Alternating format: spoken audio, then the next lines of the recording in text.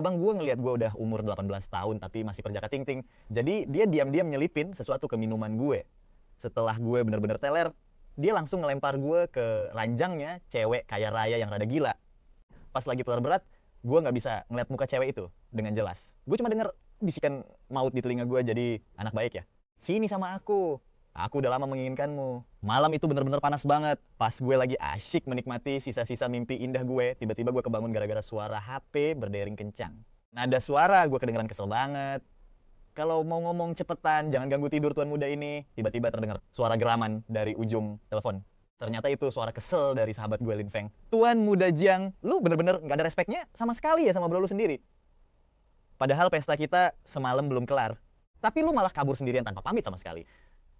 Mana janji pesta penyambutan yang lu omongin kemarin? Baru juga balik kuliah dari luar negeri. Lu udah berani ngeremehin temen-temen lu sendiri. Hah? Emang gue tipe orang kayak gitu? Pas gue lagi ngomong, gue balik badan sambil setengah sadar dan tiba-tiba langsung kaku. Ada yang gak beres nih. Mana baju-baju gue? Setelah sadar sepenuhnya, gue langsung buka selimut buat ngecek ke bawah. Anjir, gue langsung bangun terduduk karena kaget setengah mati. Terus ngeliat ke sekeliling ruangan asing ini. Hotel, kenapa gue bisa ada di hotel? Bukannya semalam kita lagi di bar? Kelar hidup gue. Gue teler parah semalam. Semalam gue bener-bener blackout. Kenapa gue gak inget apa-apa sama sekali ya? Gue cuma inget baru balik kemarin, turun dari pesawat. Terus diseret sama teman-teman masa kecil. Gue ke bar buat pesta. Pas lagi seru-serunya, gue malah kebablasan minum terlalu banyak. Terus gue pergi ke toilet. Pas bangun-bangun gue malah udah diembat. Habisan sampai bersih. Sambil kesel gue ngacak-ngacak rambut gue dan ngumpat. Sialan. Tuan muda ini udah dijebak. Lin Feng langsung melongo di seberang sana. Tuan muda Jiang, lu nggak pulang ke rumah. Lu ada di mana sekarang? Sialan, mana gue tahu gue ada di mana. Gue bakal kirim lokasi gue sekarang. Cari aja sendiri. Sekalian beliin gue satu setel baju, terus bawa ke sini buruan. Gue langsung nutup teleponnya. Pas gue ngangkat selimut buat turun dari kasur, mata gue langsung tertuju ke noda merah pekat di spray kasur. Tiba-tiba sadar akan sesuatu. Gue langsung melilitkan selimut ke badan gue dan lompat dari kasur. Terus buru-buru nyari sesuatu di lantai. Nggak ada pengaman sama sekali dimanapun. Tamat riwayat gue. Apa gue bakal jadi bapak dadakan tanpa rencana? 1 jam kemudian, gue dengar ada suara ketukan pintu dan langsung membukanya. Belum sempat gue ngomong apa-apa, seorang cowok dengan baju ngejreng yang mencolok banget langsung nyelonong masuk kayak anak panah. Siapa? Siapa sih? Bajingan. Yang berani menodai tuan muda Jiang kita yang mulia ini dari singgasananya. Begitu ngelihat tumpukan baju robek-robek di lantai, mulut Lin Feng langsung mangap lebar. Gila. Pertempurannya dahsyat banget ya. Mendengar itu, muka gue langsung berubah dari pucat jadi merah padam. Bener-bener bikin malu, jangan diliatin mulu, dia udah kabur dari tadi. Kabur? Lin Feng makin kaget setengah mati. Matanya melotot lebar. Habis berbuat baik langsung pergi tanpa ninggalin nama. Pahlawan macam apa coba? Kayak gimana rupa cewek itu semalam, lu sempet ngeliat mukanya nggak? Gue mabuk berat semalam, gue lupa semuanya. Lupa total. Muka gue langsung suram banget. Gue nyamber kantong baju dari tangan Lin Feng mengibaskannya, lalu langsung gue pakai. Buruan cek CCTV hotel sekarang juga. Gue harus nemuin cewek itu gimana caranya. Yaelah, kan cuma cinta semalam doang. Nggak usah seserius itu kali bro. Lin Feng kelihatan santai aja. Dia udah sering banget ngeliat kejadian kayak gini. Nggak peduli, siapa tidur sama siapa. Lagian, sebagai cowok, kita kan nggak rugi apa-apa. Gue langsung ngebentak dia, tapi tiba-tiba gue pelanin suara gue dan bilang, kita nggak pakai pengaman. Walaupun gue belum pernah tidur sama cewek sekalipun, gue masih tahu hal-hal dasar kayak gitu. Jebakan wanita manis, sialan, tuan muda Jiang, ini fix konspirasi. Setelah dengar itu, Lin Feng baru nyadar kalau masalah ini nggak sesederhana itu. Cinta satu malam aja, ada aturannya. Segala sesuatu yang nggak masuk akal, pasti ada konspirasi di baliknya. Kalau suatu hari nanti, keluarga Jiang tiba-tiba kedatangan anak di luar nikah. Ditambah lagi pikiran kolot bokap gue, dia pasti bakal langsung patahin kaki gue. Setelah diselidiki, ternyata kamera pengawas di hotel maupun di bar udah disabotase sama seseorang. Semua jejak cewek itu juga dihapus bersih tanpa sisa. Kita nggak nemu petunjuk sama sekali. Jadi selain cewek itu, nggak ada satu orang pun yang tahu apa yang sebenarnya terjadi semalam. Bahkan gue sendiri sebagai korban utamanya masih linglung setengah mati. Selain tanda kemarahan di badan gue bener-bener nggak inget apa-apa lagi. Tuan muda Jiang, jangan-jangan lu kebanyakan minum terus? Ketindian ya? Gue ngerutin dahi sambil kertakin gigi dan bilang, mau dia manusia atau setan sekalipun, bakal gue seret keluar gimana pun caranya. Lu harus tutup mulut rapat-rapat soal ini. Iya, gue tahu. Tenang aja, Lin Feng mangut-mangut sambil berjanji. Tapi begitu dia kelar nganterin gue pulang ke rumah, tangannya langsung gatel buat ngeluarin HP dan nyebarin rahasia gokil ini ke grup chat temen-temennya. WKWK kak, Tuan muda Jiang yang agung ternyata habis diembat, Tapi si pelaku malah kabur gitu aja. Dia bahkan nggak tahu itu manusia apa setan. Rahasia ya. Siapa yang cepu dia? Anjing. Sementara itu, di sebuah villa pribadi yang sederhana tapi kelihatan mewah. Gue melangkah masuk rumah dengan penuh semangat. Papa, mama, aku pulang. Hei bocah. Baru juga 3 tahun kuliah di luar negeri udah lupa. Gimana caranya ngomong pakai bahasa ibu. Dengar suara itu, gue langsung nengok dan ngelihat bokap gue lagi duduk di sofa pakai setelan jas rapi. Dan nggak jauh dari bokap ada seorang wanita muda yang lagi duduk di sana juga. Paras, wajahnya bener-bener cantik, bersinar dan menawan banget. Gue langsung terpaku sejenak. Wanita ini kelihatan asing bagi gue, tapi entah kenapa sekilas kayak pernah kenal sebelumnya. Pak, ada tamu nih, jaga gengsi aku dong. Sambil ngomong, gue jalan ke sofa dan duduk lalu menyapa dengan sopan. Bokap ngeliat ke arah gue dan di balik tatapan tegasnya yang galak, ada sedikit rasa sayang yang hangat. Maaf ya atas kelakuan anak saya barusan. Nona Liu, ini putra bungsu saya, Jiang Hai. Dia baru banget balik dari luar negeri dan kelakuannya emang belum punya tata krama. Liu Ruan ngelihat ke arah wajah tampan dan putih bersih gue sambil menyunggingkan senyum penuh arti di bibirnya. Setelah Liu Ruan pergi, gue nggak bisa lagi nahan rasa penasaran gue dan langsung nanya, "Pah, siapa sih wanita itu tadi?" Dia putrinya Liu Jingchuan dari grup Liu. Liu Jingchuan, bukannya dia udah meninggal 3 tahun lalu? Bokap langsung menyipitkan matanya sedikit. Justru karena Liu Jingchuan meninggal, makanya Liu Ruan ngambil alih grup itu. Dan hebatnya, nilai pasar grup Liu bukannya anjlok, malah naik hampir 2 kali lipat cuma dalam waktu 3 tahun. Itulah bagian yang paling mengerikan. Gue ngelihat ke arah bokap dan nanya, penasaran, terus ngapain dia nemuin papa? 3 hari lagi, grup Liu bakal ngadain acara amal. Dia kesini buat ngirimin undangan langsung. Katanya sih, undangan biasa, tapi sebenarnya dia pengen ngajak kerja sama kayak dengan keluarga Jiang kita. Wanita ini bener-bener bukan cewek sembarangan. Usahain, jangan terlalu banyak berhubungan sama dia nanti. Gue agak bingung. Gong. Kalau papa tahu dia bukan orang sembarangan, terus kenapa kita mau kerja sama-sama dia? Bisnis tetaplah bisnis. Di dunia bisnis, hubungan pribadi ya, hubungan pribadi. Pantangan terbesar itu ya mencampur adukan keduanya. Terus gue ngikutin Ayah Jiang ke ruang tamu, langsung nyandar dan rebahan santai di sofa. Pas Ayah Jiang noleh ke belakang, dia langsung otomatis mulai ngedumel. Duduk nggak bener, berdiri juga nggak becus. Baru balik ke dalam negeri aja, nggak tahu diri, buat langsung pulang ke rumah. Kerjanya cuma kelayapan nggak jelas di luar. Kok bisa ya keluarga Jiang kita ngelahirin anak nggak berguna kayak kamu? Padahal mood gue dari awal udah jelek banget. Sekarang malah kena omel lagi. Bikin gue makin kesel aja. Dulu kan gara-gara kalian sendiri yang nggak bisa nahan diri lah. Sekarang malah nyalahin gue yang lahir waktu itu. Pas kalian berdua ngelahirin gue, emang ada nanya pendapat gue dulu. Kamu benar-benar bocah nakal. Ayah Jiang saking marahnya sampai kehabisan kata-kata. Cangkir teh di tangannya hampir aja melayang langsung ke arah gue. Gue cuma cemberut, terus nyantai aja ngambil segelas susu di meja dan langsung neguknya sampai habis. Ayah Jiang yang berdiri di deket situ langsung pasang muka cemberut lagi. Kamu tuh cowok berbadan tegap tapi kerjaannya megangin gelas susu mulu. Apa-apaan penampilan kayak gitu? Coba lihat. Kakak laki-laki dan kakak perempuanmu. Gak malu apa? Setelah selesai minum, gue jilat sisa-sisa susu di bibir gue. Enak banget, sumpah. Gue kayaknya gak bakal bisa lepas dari susu ini seumur hidup. Kali ini gue sadar dia manggil gue pulang buru-buru begini. Cuma sengaja buat nyari gara-gara sama gue. Bener aja, Ayah Jiang ngangkat cangkir tehnya, minum dikit, terus bilang dengan santai, perjamuan amal 3 hari lagi, kamu harus ikut ayah. Pasti bakal banyak gadis muda dari keluarga terpandang di sana. Cari yang kamu suka, terus cepetan bawa pulang ke rumah. Pernikahan politik nih bos. Begitu denger itu, bulu kuduk gue langsung merinding. Kakak laki-laki sama kakak perempuan gue aja belum nikah. Kok malah giliran gue? Umur gue baru 20 tahun. Cuy, hidup gue yang indah ini baru aja dimulai. Mana mau gue dikekang sama pernikahan? Ayah Jiang meletakkan cangkir tehnya dengan ekspresi yang masih tenang. Kakak laki-lakimu adalah ahli manajemen. 8 tahun lalu, dia selesain gelar sarjana ganda di luar negeri. Kakak perempuanmu punya gelar doktor di bidang keuangan. Dan dia yang megang keuangan perusahaan. Lah kamu, apa? Yang udah kamu capai selama bertahun-tahun di luar negeri, gue emang gak tertarik sama urusan perusahaan. Tapi ya jangan maksa. Gue buat nikah demi memperkuat posisi keluarga Jiang dong. Gue, Jang Yuncang, gak setuju. Muka Ayah Jiang langsung menggelap, nadanya gak mau dibantah sama sekali. Di dunia bisnis, aliansi antar pihak yang kuat adalah satu-satunya jalan. Sebagai anggota keluarga Jiang, ini jalan hidup yang wajib kamu tempuh. Gak peduli kamu setuju atau gak? Gue gak repot-repot ngejawab, gue langsung balik badan dan naik ke atas. Gak tahan gue sama omelannya. Begitu masuk kamar, HP gue tiba-tiba bunyi. Ada kiriman foto. Di foto itu seorang cewek ngebelakangin kamera, gaun ketat. Panjangnya bener-bener pamerin lekuk tubuhnya yang seksi, tapi mukanya nggak kelihatan. Di sebelah cewek itu ada cowok yang matanya setengah merem kayak orang teler. Itu kan cewek semalam, kejadian semalam ternyata direkam. Gak lama setelah itu muncul beberapa baris teks di layar. Kalau mau videonya kasih gue 10 juta won atau datang ke ruang VIP atau klub privat malam ini. Paham kan maksud gue? Sialan. Berani-beraninya ngejebak tuan muda ini pakai perangkap wanita. Bosen hidup nih orang. Gue mengertakkan gigi dan langsung ganti baju. Gue keluarin supercar dari garasi dan tancap gas lewat gerbang dengan emosi membara. Gue pengen lihat bajingan macam apa yang nggak tahu diri berani-beraninya nyari masalah sama gue. Halo Lin, telepon anak-anak kita yang lain buat nunggu gue di bawah klub privat. Gue udah nemuin cewek yang semalam. Gue cengkeram setir mobil, erat-erat nyoba nahan rasa kesel dan cemas di dalam hati. Lampu merah di depan menyala dan pas banget saat gue injak rem, mobil gue tiba-tiba guncang hebat. Tabrakannya kencang banget.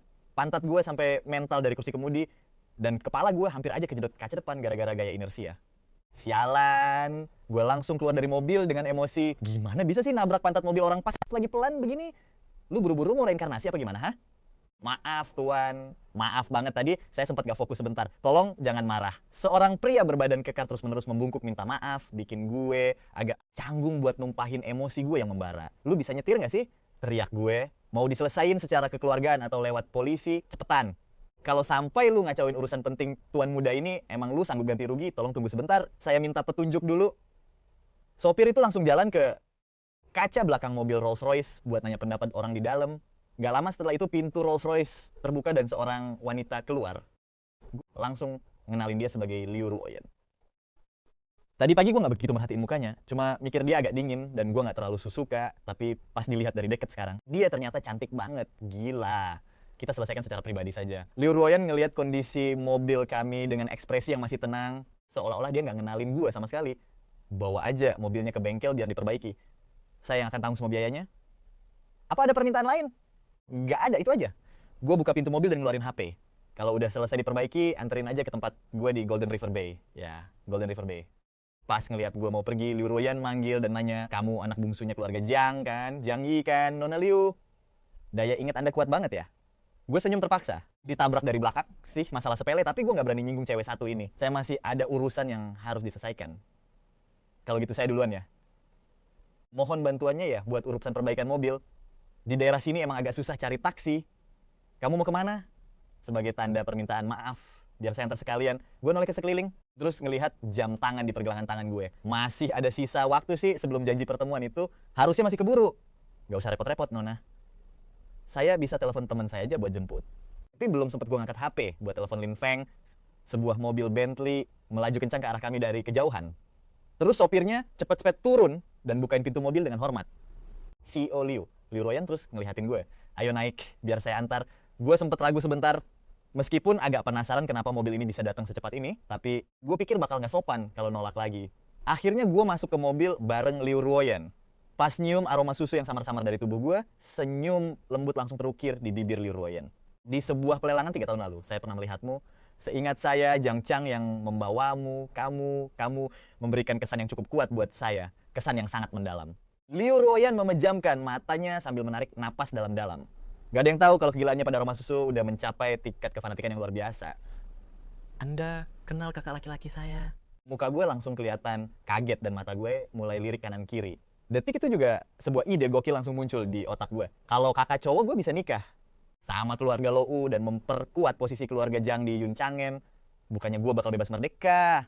Demi, urusan pernikahan yang super penting ini, gue gak ragu sama sekali buat numbalin kakak gue sendiri. Jadi, gimana menurut kakak tentang kakak cowok gue? Liu Ruoyan ngelirik gue dan langsung bisa nebak niat gue. Sangat luar biasa dan juga sangat berbakat. Dengar itu, mata gue langsung berbinar-binar. Wah, kayaknya ada harapan nih. Kakak gue itu emang keren banget. Terus orangnya juga super lembut. Dia gak pernah marah-marah sama siapapun. Ditambah lagi, hidupnya benar-benar lurus. Umurnya udah 28 tahun. Tapi belum ada satu pun cewek di sampingnya. Kemampuannya gak usah diraguin lagi. Perusahaan yang dia pimpin udah melantai di bursa saham. Dan harga sahamnya udah naik berkali-kali lipat. Dia benar-benar bujangan kaya raya yang paling diincar. Pas ngomongin kakak gue, si Jiang, gue muji. Dia setinggi langit. Takut banget kalau Liu Ruoyan ngerasa dia gak cocok. Tapi di saat yang sama, Liu Ruoyan sebenarnya cuma pengen langsung narik gue ke pelukannya, meluk gue erat-erat, terus ngegigit gue, gemes sampai sakit. Tapi karena ada kesempatan emas ini, mending dia manfaatin aja sekalian. Begitu dia berhasil dapetin dia dalam genggamannya, dia bakal langsung lunasin semua utang, baik utang lama maupun baru sekaligus. Aku udah pernah denger tentang dia kok. Jiang Cheng emang cowok yang sangat menawan. Gue langsung senyum tipis. Kayaknya rencana ini bakal sukses nih. Pas udah waktunya turun dari mobil, gue pun langsung inisiatif buat minta nomor kontak Liu Ruyan.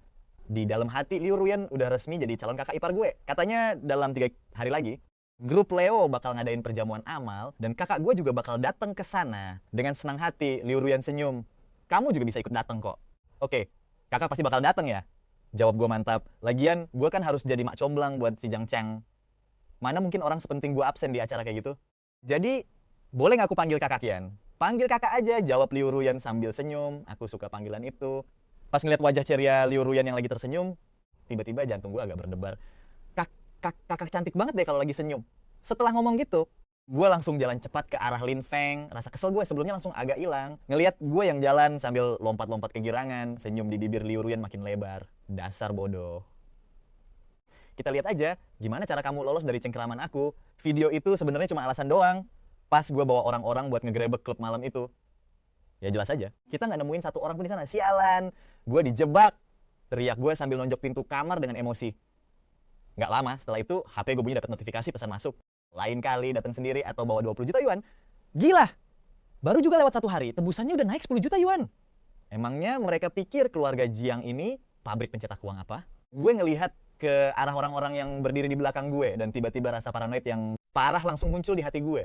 Setiap gerak-gerik gue bener-bener lagi diawasin sama orang itu. Gue baru aja balik ke negara ini, dan gue nggak pernah cari musuh sama siapapun. Terus siapa sebenarnya bajingan yang mau ngejatuhin gue? Ada apa? Lin Feng langsung nyamber HP gue dan ngeliat isinya. Anjir, maruk banget. Nyalinya gede juga nih orang. Gue ngerasa frustasi banget, langsung ngerebut HP gue balik. Terus ngelambain tangan ke orang-orang di sekitar gue. Makasih ya, semuanya atas kerja kerasnya. Kalian boleh pulang duluan. Tuan muda Jang, mending lu bayar aja deh biar cepet kelar. 20 juta yuan kan nggak ada apa-apanya buat keluarga Jang. Kata Lin Feng, gue langsung gertakin gigi. Biarpun gue harus lapor polisi dan semua orang tahu, tuan muda ini nggak bakal ngebiarin dia lolos gitu aja. Udah enak-enak tidur sama gue terus nggak bayar. Sekarang malah beraninya meras gue kalau sampai gue nggak berhasil nangkep dia. Sumpah, gue bukan manusia. Pas gue baru selesai ngomong gitu. HP gue dapat pesan lagi, kalau lo berani lapor polisi, gue bakal bikin 1000 salinan video itu, dan yang pertama bakal gue kirim ke bokap lo. Jiang Yishen, besok di klub yang ada di rooftop Villa Gunung Bishui, datang sendiri atau bawa 30 juta yuan. Badan gue langsung gemeteran hebat sampai HP gue hampir lepas dari tangan. Serius, gue langsung ngacungin jari tengah ke kamera CCTV di lorong. Sambil gertakin gigi, gue ngutuk keras-keras kata demi kata. Tuan muda ini bakal bunuh lo! Di saat yang sama, di dalam mobil Bentley di bawah, Liu Ruyan lagi ngelihat ekspresi murka gue lewat laptop di depannya. Senyuman tipis langsung terukir di bibirnya. Bocah kecil, aku tunggu kamu buat datang dan ngadepin aku. Pas keluar dari klub, gue nolak ajakan Lin Feng buat minum-minum.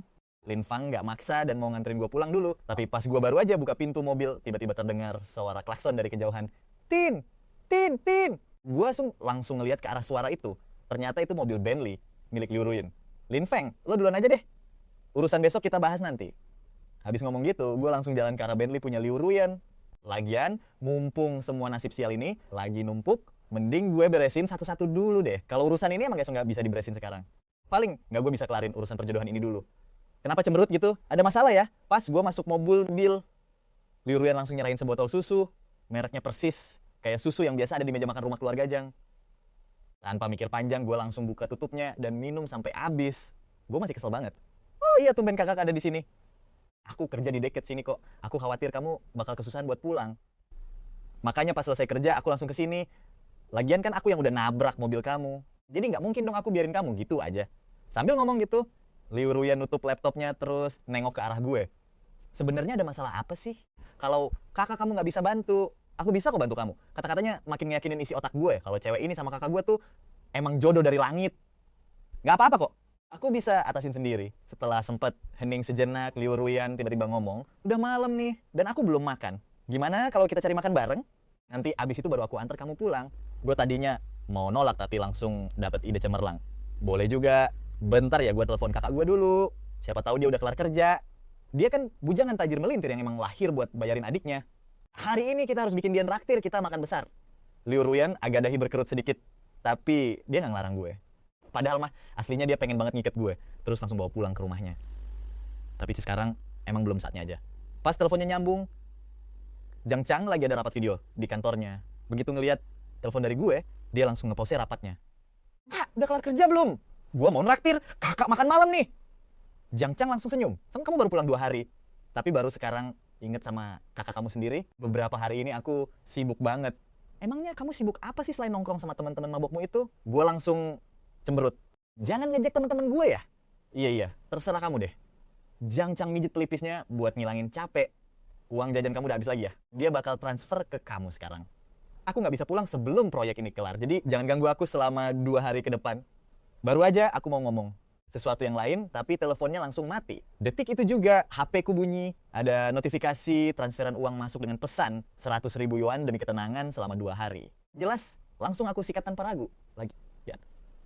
Abangku yang jomblo kaya raya ini kan gak bakal kekurangan duit. Mubazir banget kalau nggak diambil. Pas aku lagi teleponan tadi, mobil Bentley-nya udah parkir di depan restoran barat yang estetik dan mewah banget. Kakak kamu ikutan datang nggak, tanya Liu Ruyan? Padahal aku udah tahu jawabannya. Dia masih sibuk, nggak bisa datang. Kataku agak kecewa, sayang banget. Padahal ini kesempatan bagus buat mereka saling kenal, tapi dia malah ngelewatin gitu aja. Kalau aku berhasil comblangin mereka, aku nggak cuma bakal lolos dari perjodohan paksa si Pak Tuajang, tapi aku juga bakal dapet limpahan kasih sayang double dari kakak dan calon kakak iparku. Baru ngebayangin aja udah bikin seneng banget. Kita udah sampai. Yuk turun, aku suka steak, makanya aku pilih tempat ini. Kamu nggak keberatan kan? Tanya Liu Ruyan. Aku menggeleng, nggak keberatan sama sekali dong. Pas Liu Ruyan lagi ngomong sama pelayan, diam-diam aku memotretnya dari samping. Harus kuakui, profil sampingnya benar-benar sempurna tanpa celah. Aku buka-buka HP, niatnya mau kirim foto itu ke Jang Cheng, tapi terus aku ingat dia bilang jangan ganggu dia dulu. Ya udah, terpaksa aku simpan lagi deh HP-nya. Mau minum anggur?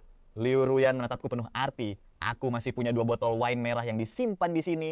Suasananya pas banget nih. Minum sedikit bakal bikin suasana makin seru. Aku nggak minum deh. Nanti aku harus pulang ke rumah. Kalau ayahku cium bau alkohol, dia pasti bakal marahin aku habis-habisan. Liu Ruyan nggak memaksa. Kamu setakut itu ya sama ayahmu? Bukannya takut sih. Aku cuma nggak mau ribut sama dia. Dia kan udah tua. Kalau dia terlalu marah terus kena serangan jantung, bisa gawat nanti. Ekspresi tenang Liu Ruyan agak meredup sedikit. Aku dengar dari ayahmu kalau kamu berada di luar negeri selama 3 tahun terakhir. Kenapa kamu pergi kuliah ke luar negeri? Aku menghela napas panjang.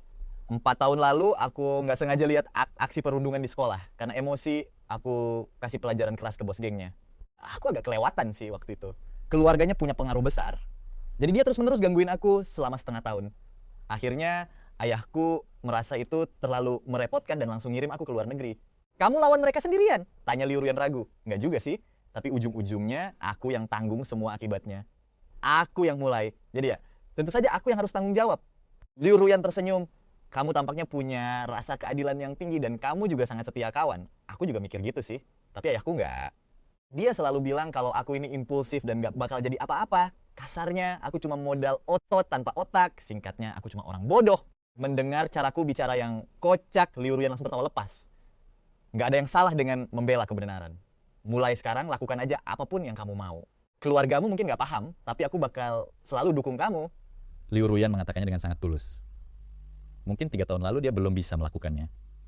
Tapi 3 tahun kemudian, dia benar-benar bisa berdiri tegak dan melindungi semua keputusanku. Itulah kenapa dia udah merhatiin aku dari awal, tapi nggak pernah ikut campur dalam hidupku selama ini.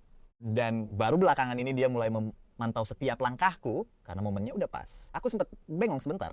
Nggak nyangka calon kakak iparku ini seantusias dan seadil itu.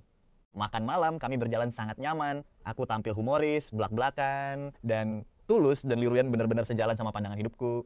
Tanpa disadari, hubungan kami terasa makin akrab aja. Pas aku sampai rumah, jam sudah menunjukkan tengah malam. Semua orang udah tidur, tapi lampu ruang tamu masih menyala. Di sofa duduklah seorang wanita cantik yang anggun dengan tubuh tinggi semampai. Itu adalah kakak perempuanku, Zhang Li. Tahu kalau hari ini aku udah bikin ulah, dengan gugup aku mendekatinya dan memeluknya erat-erat. Kak, aku kangen banget sama kakak. Zhang Li mendengus dingin lalu mencibir. Nggak usah akting deh, kamu bawa mobil sportku pergi kan? Aku mengangguk malu-malu. Nggak berani ngomong sepatah kata pun. Terus, mobilku mana? Itu lagi di bengkel. Mendengar itu, mata Zhang Li langsung melotot lebar dan dia mencubit lenganku dengan keras. Hebat ya kamu, baru sehari bawa mobil itu langsung kamu hancurin. Dasar nggak berguna. Ada nggak sih barang di rumah ini yang nggak kamu rusakin? Aku nggak nabrak kok. Ada yang nabrak aku dari belakang. Itu bukan salahku. Lagian, biaya perbaikannya gratis kok. Dan kamu malah bangga. Zhang Li sampai kehabisan kata-kata karena saking marahnya. Mobil itu adalah model terbaru yang dia beli tahun lalu. Dan dia merawatnya bagai permata berharga. Aku merasa agak bersalah. Ayah bilang dia mau beliin aku mobil besok. Gimana kalau mobil baru itu buat kakak aja? Kita tukaran. Begitu mendengar hal itu, Jang Li makin ngamuk. Dia membungkuk, mencengkeram kerah bajuku dan berteriak sambil menggertakkan gigi. Mobilku itu Ferrari edisi terbatas. Udah lama diskontinu, emang kamu bisa ganti dengan yang sama persis? Hehehe. Aku ambruk ke sofa dan mulai menggoda Jang Li. Ibu, tolong, anak perempuanmu gila lagi. Dasar bocah tengil. Kamu ngatain aku gila, rasakan ini bakal kucekik kamu. Kak, tenang dulu, aku belum suntik rabies.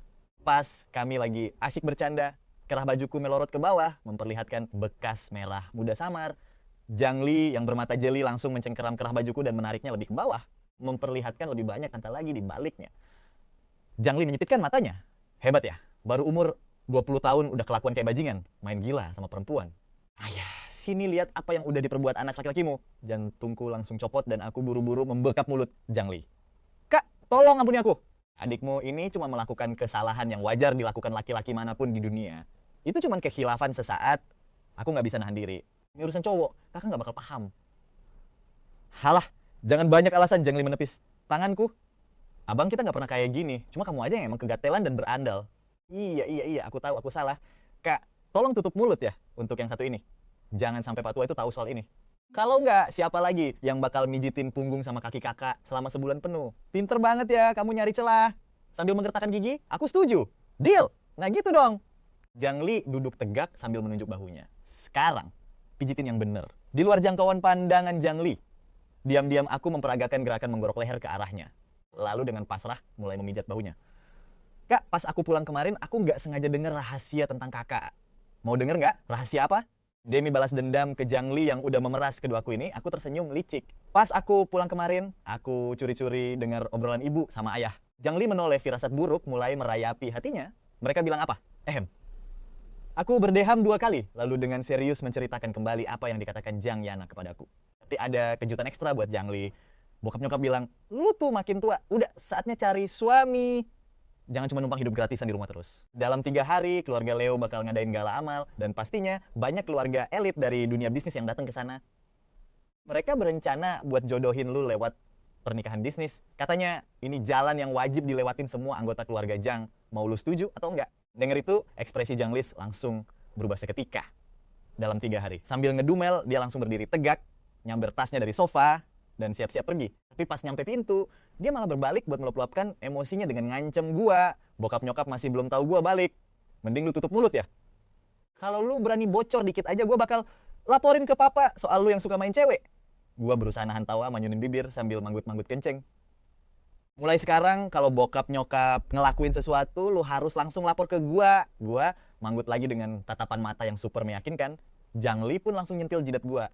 Awas ya lu, urusan kita belum kelar. Besoknya gua bawa mobil hitam pemberian Jiang Yishen dan langsung OTW ke showroom buat beli. Mobil yang dinobatkan paling tangguh di bumi, SUV George Patton Warship. Begitu nyetir mobil impian gua ini, rasanya seneng banget. Tiba-tiba pas lagi lampu merah, HP gua getar, ada pesan masuk. Gua ambil HP buat ngecek. Ternyata kiriman foto lagi. Masih foto punggung cewek membelakangi kamera, mukanya samar-samar. Tapi kali ini cowok di sebelahnya udah telanjang dada dan celananya diporotin sampai batas yang sangat sensitif dan memalukan. Terus ada pesan teks di bawahnya. Malam ini di klub rooftop Villa Gunung Bishui, datang sendiri atau bayar 40 juta yuan. Ngelihat pesan itu, emosi gua langsung memuncak. Puluhan juta yuan, pemerasan gila-gilaan. Malam ini gua bakal kasih dia pelajaran berharga. Jangan harap dia bisa dapat 1 sen pun dari gua. Pas malam tiba, gua ganti baju, pakai kemeja putih dan nyembunyiin pisau lipat di lengan baju.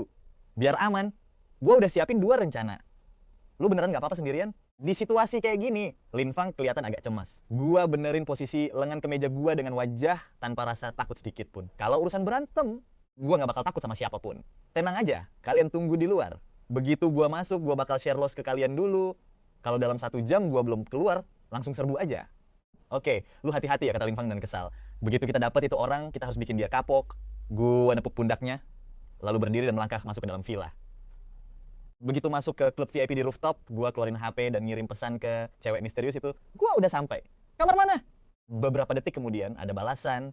Penurut juga ya kamu, belok kiri, lurus sampai mentok, terus belok kanan. Kamar paling ujung, kodenya 3322. Begitu dapat lokasi pastinya, gua langsung terusin pesan itu ke Lin Feng, mengikuti petunjuk arah, gua dengan cepat nemuin kamar tersebut. berdiri di depan pintu, gua narik napas dalam-dalam dan masukin kodenya. Ceklek.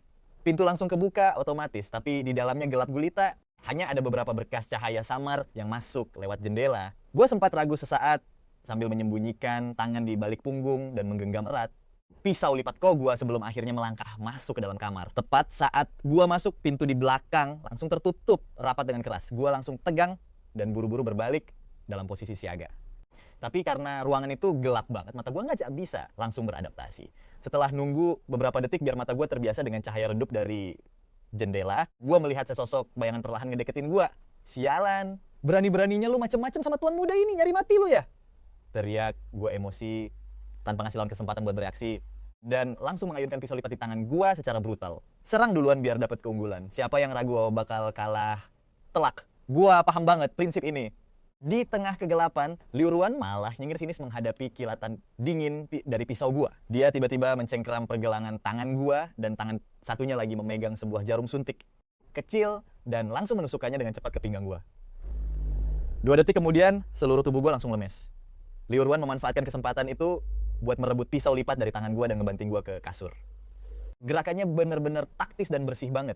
Kurang dari 1 menit, dia udah megang kendali penuh atas situasi ini. Pada titik ini, sekujur tubuh gua mati rasa, tapi untungnya pikiran gua masih cukup jernih. Gua melotot ke arah bayangan hitam yang perlahan mendekati tepi ranjang, lalu mulai merangkak naik ke atas tubuh gua.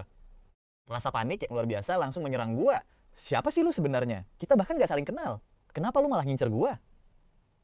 Penglihatan malam Liu Ruan bener-bener tajam, meski cuma ada sedikit cahaya redup dari luar, dia bisa ngelihat jelas wajah gua dan ketakutan di mata gua. Melihat itu, Liu Ruan cuma terkekeh pelan sebelum suasana kembali hening mencekam.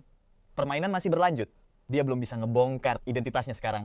Dengar tawa itu, muka gua langsung memerah saking marahnya. Mau lu apa sih sebenarnya? Asal lu tahu ya, jangan mimpi lu bakal dapat 1 sen pun dari gua. Pas saat itu juga, aroma susu yang samar tercium di hidung gua. Liu Ruan sedikit menundukkan kepalanya, menghirup napas dalam-dalam dengan rakus seolah dia ketagihan. Siapa sih lu sebenarnya? Kalau tuan muda ini punya dendam, sama lu, tinggal bilang aja sialan. Apa serunya main kucing-kucingan kayak gini? Masih berani ngumpat rupanya. Liu Ruan mengernyit sedikit, lalu tiba-tiba mendaratkan ciuman hukuman di bibir gua. Ciuman kasar itu rasanya kayak mau nelan gua bulat-bulat. Begitu dapat kesempatan buat napas, gua langsung terengah-engah. Lu gila ya? Kata-kata itu baru aja keluar dari mulut gua saat Liu Ruan menghukum gua lagi dengan menggigit tulang selangka gua. Rasanya sakit banget sampai gua refleks menarik napas panjang karena perih. Mau berhenti gak? Tapi belum sempat gua kelarin omongan gua, dia malah menggigit pinggang gua. Akhirnya dia ninggalin bekas gigitan di sekujur tubuh gua. Menjauh dari gua, dasar psikopat. Gua cuma berharap 1 jam ini cepat berlalu biar Lin Feng bisa bawa orang buat nyelamatin gua. Nanti bakal gua cincang psikopat ini sampai hancur. Dan gua paksa dia jadi budak di kasino bawah tanah. Entah udah berapa lama waktu berlalu, tapi rasa lemes di tubuh gua perlahan-lahan mulai hilang. Tepat di saat gua udah dapat sedikit tenaga dan siap buat ngasih dia pelajaran, Liu Ruan tiba-tiba berhenti. Dia lalu berdiri, mencubit pipi gua dengan gemas, lalu buka pintu dan pergi begitu saja. Gua memandangi punggung Liu Ruan yang menjauh, sambil mengertakkan gigi dengan rasa dendam yang mendalam. Dasar cewek sialan, tunggu aja sampai tuan muda ini berhasil nangkep lu. Bakal gua kasih pelajaran yang bener-bener setimpal.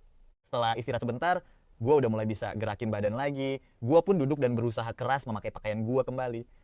Pas turun dari kasur, kaki gua tiba-tiba lemes banget sampai hampir berlutut di lantai. Biar bisa cepet nemuin cewek itu, gua meraba dinding dengan gemetaran buat penahan, lalu membuka pintu, terus melangkah keluar.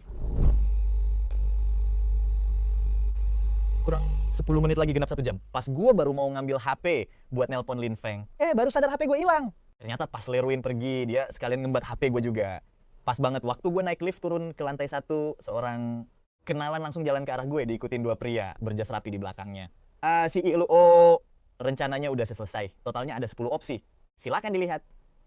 Liu Ruan berdiri di depan pintu lift, natap gue yang ada di dalam lift dengan muka kaget. Jangan, ngapain kamu di sini? Gue cemberut, tiba-tiba rasanya pengen banget nubruk ke pelukan calon kakak ipar gue ini terus nangis. Tapi ya nggak bisa lah. Dia ini kan calon kakak ipar gue, nggak boleh kelewat batas dong. Liu Ruan langsung nyerahin draft rencana itu ke wakil direktur di sebelahnya. Kalian naik dan istirahat dulu aja. Ada urusan yang harus aku selesain. Di saat itu juga, efek obat di tubuh gue masih belum hilang sepenuhnya. Jadi gerakan gue agak lemes dan lambat. Ngelihat hal itu, Liu Ruan maju 2 langkah terus ngulurin tangan buat mapah gue. Kamu kenapa? Ada yang gak enak badan, ada yang sakit, perlu aku antar ke rumah sakit. Nggak usah kak, aku nggak apa-apa kok. Nanti juga baikan setelah istirahat sebentar.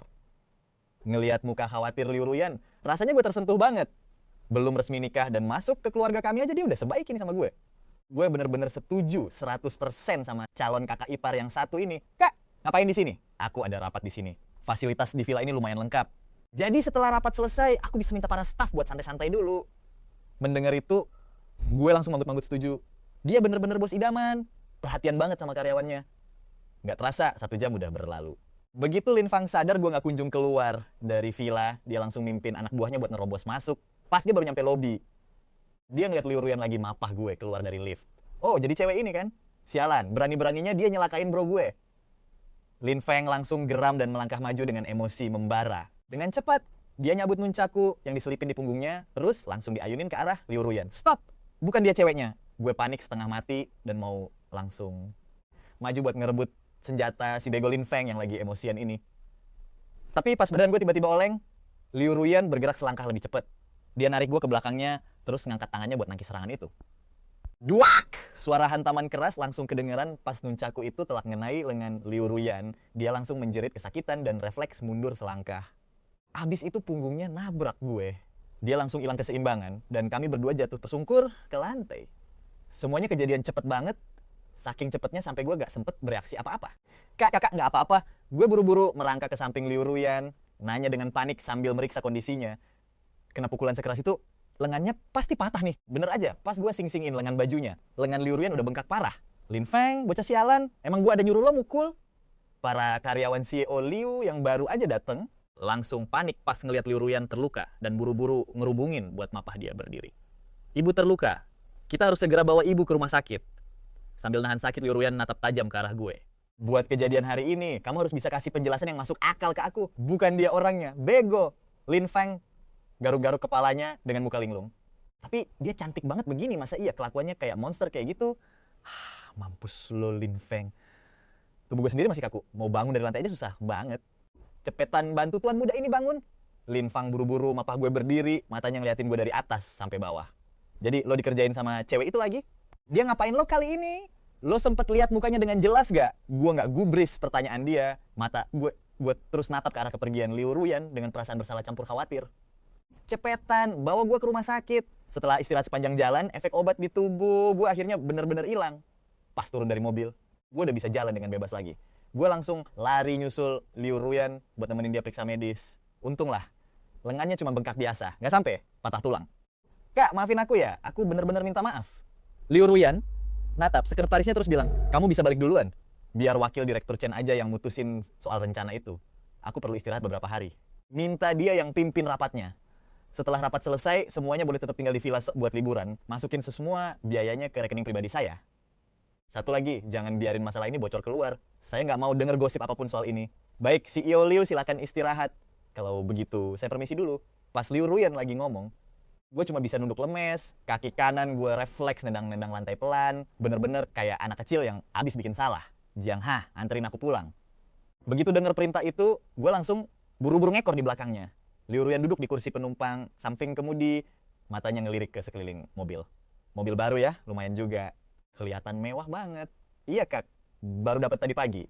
Ngeliat Liu Ruyan gak bahas kejadian tadi, perasaan gue malah makin deg-degan gak karuan. Setelah hening beberapa saat, Liu Ruyan tiba-tiba noleh ke arah gue. Coba jelasin apa yang sebenarnya terjadi hari ini. Kenapa temenmu tiba-tiba nyerang aku tanpa alasan? Kasih aku alasan yang masuk akal. Dan mungkin aku gak akan memperpanjang masalah ini demi kamu. Jari-jari gue langsung nyengkeram, setir mobil kenceng banget sampai buku-buku, jari gue memutih. Sumpah, gue bingung mau mulai cerita dari mana.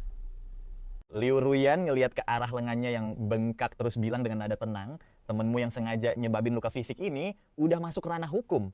Mau itu luka fisik, maupun kerugian mental yang aku alami, belum lagi kerugian ekonomi grup Liu selama aku harus istirahat di rumah. Keluarga Lin gak bakal sanggup nanggung semuanya. Muka gue langsung pucat, pasti dan hati gue makin panik, gak karuan. Kalau Liu Ruyan beneran mau bawa kasus ini ke jalur hukum, keluarga Lin pasti bakal dapat masalah besar yang luar biasa fatal. Jadi udah kepikiran mau kasih penjelasan apa? Ngelihat gue yang masih ragu-ragu, Liu Ruyan langsung nanya lagi di waktu yang tepat. Gue mikir sejenak, terus mutusin buat nekat aja lah. Bodoh amat apapun yang bakal terjadi nanti. Akhirnya gue ceritain semua hal yang gue alamin selama 2 hari terakhir ke Liu Ruyan. Semuanya gue beberin secara detail tanpa ada yang kelewat. Dia dengerin cerita gue dengan tenang. Mukanya kelihatan kalem banget. Jadi maksud kamu sama cewek itu udah tidur bareng, terus sekarang dia ngancam kamu?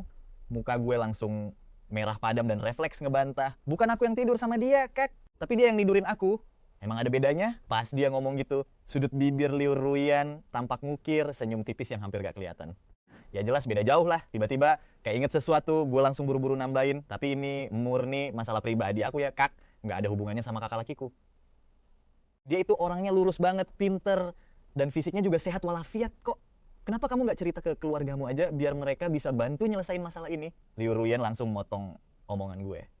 Ya mana berani aku cerita ke mereka. Jawab gue dengan nada agak melas. Jangan ketipu sama penampilan luar ayahku yang kelihatan berwibawa itu.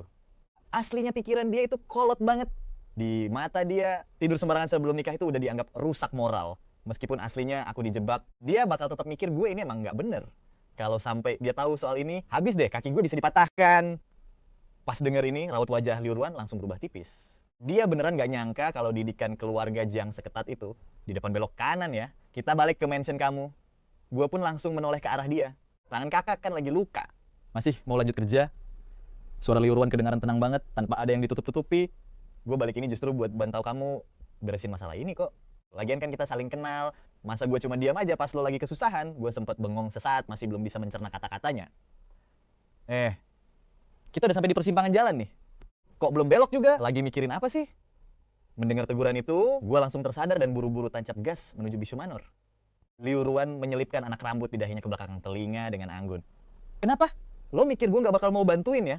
Gue pun mengerjapkan mata. Iya sih, jujur gue gak nyangka banget. Habis ngomong gitu, gue menatap Liu Ruan di bawah sorotan lampu jalanan yang estetik. Makin dilihat-lihat, cewek ini gak cuma cantik, tapi ternyata asyik dan ramah banget. Fix, dia bakal jadi kakak ipar terbaik sedunia. Begitu sampai di Bisu Manor, Liu Ruan langsung gercep nyari orang IT buat memulihkan rekaman CCTV yang sengaja dirusak. Pas melihat sosok cewek yang muncul di layar monitor, rasanya gue pengen banget mencincang dia jadi potongan kecil-kecil. Sialan, akhirnya tuan muda ini berhasil nemuin loh cewek di CCTV itu punya postur tinggi yang persis banget kayak foto di HP gue. Tapi sayang banget, demi menyembunyikan identitasnya, cewek itu gak cuma pakai masker penutup wajah, tapi juga pakai kupluk wol di kepalanya. Alhasil, gue sama sekali gak bisa melihat wajahnya dengan jelas. Asli bikin emosi banget. Dasar cewek sialan. Awas aja kalau sampai ketangkap sama tuan muda ini, bakal gue kasih paham cara sopan santun yang bener. Jangan ngomong kasar. Liu Ruan sedikit mengernyitkan kendahi. Gue gak suka dengarnya. Oh maaf kak. Gue udah terbiasa ngomong kayak gitu sebelumnya. Mulai sekarang gue bakal tobat kok. Sebenarnya tata krama keluarga gue tuh bagus banget. Apalagi kakak cowok gue, dia super duper sopan. Liu Ruan pun duduk di kursi depan, monitor CCTV, lalu menoleh ke arah gue. Hari ini kan lo berhadapan langsung sama cewek itu, dan kondisi lo lagi gak mabuk. Jadi, sempat lo kasih pelajaran gak? Kata-kata yang mau gue ucapkan langsung tercekat di tenggorokan dan wajah tampan gue ini seketika memerah padam. Gak bakal lah gue cerita ke dia kalau gue gak cuma gagal ngasih pelajaran. Tapi malah gue yang dikasih pelajaran sama cewek itu. Cewek itu kejam banget dia. Dia pakai trik licik. Oh, jadi lo dikerjain lagi ya? Liu Ruan memperhatikan wajah gue yang memerah, lalu sengaja makin memojokkan gue dengan pertanyaan. Di CCTV, kelihatan lo berdua di dalam kamar selama 40 menit. Jadi, selama 40 menit itu, apa aja yang kalian lakukan berdua? Begitu pertanyaan itu keluar, muka gue makin merah, membara. Kejadian memalukan kayak gitu, mana mungkin bisa gue ceritakan? Nggak ada apa-apa kok. Kita cuma ngobrol santai aja soal kehidupan. Oh, cuma ngobrol santai ya? Melihat gue yang mendadak gagap, Liu Ruan pun nggak bisa menahan tawar renyahnya. Tiba-tiba mata gue berbinar cerah dan gue langsung menunjuk ke suatu arah. Kak, lihat deh. Cewek itu ngelempar HP gue ke pot bunga di luar sana. Tunggu sebentar ya kak. Gue mau ambil dulu. Melihat punggung gue yang kabur kayak lagi dikejar hantu. Liu Ruan langsung tertawa lepas. Baru dicium beberapa kali aja udah salting ini. Gimana kalau nanti ke depannya ya? Duh, gue jadi makin gak sabar deh. Tapi setelah berhasil mengambil HP gue kembali, rasanya masih ada ganjalan kecewa di hati. Lagian pelakunya kan belum benar-benar ketemu, ancamannya juga masih nyata banget. Liu Ruan pun keluar dari ruang CCTV lalu menenangkan gue dengan lembut. Tenang aja, gue bakal bantuin lo beresin masalah ini tanpa sampai ketahuan keluarga lo. Udah larut malam nih. Mending lo pulang dulu aja. Nanti kalau ada info terbaru bakal langsung gue kabarin. Pas denger itu, hati gue langsung terasa hangat banget. Gila, calon kakak ipar gue ini baiknya kebangetan.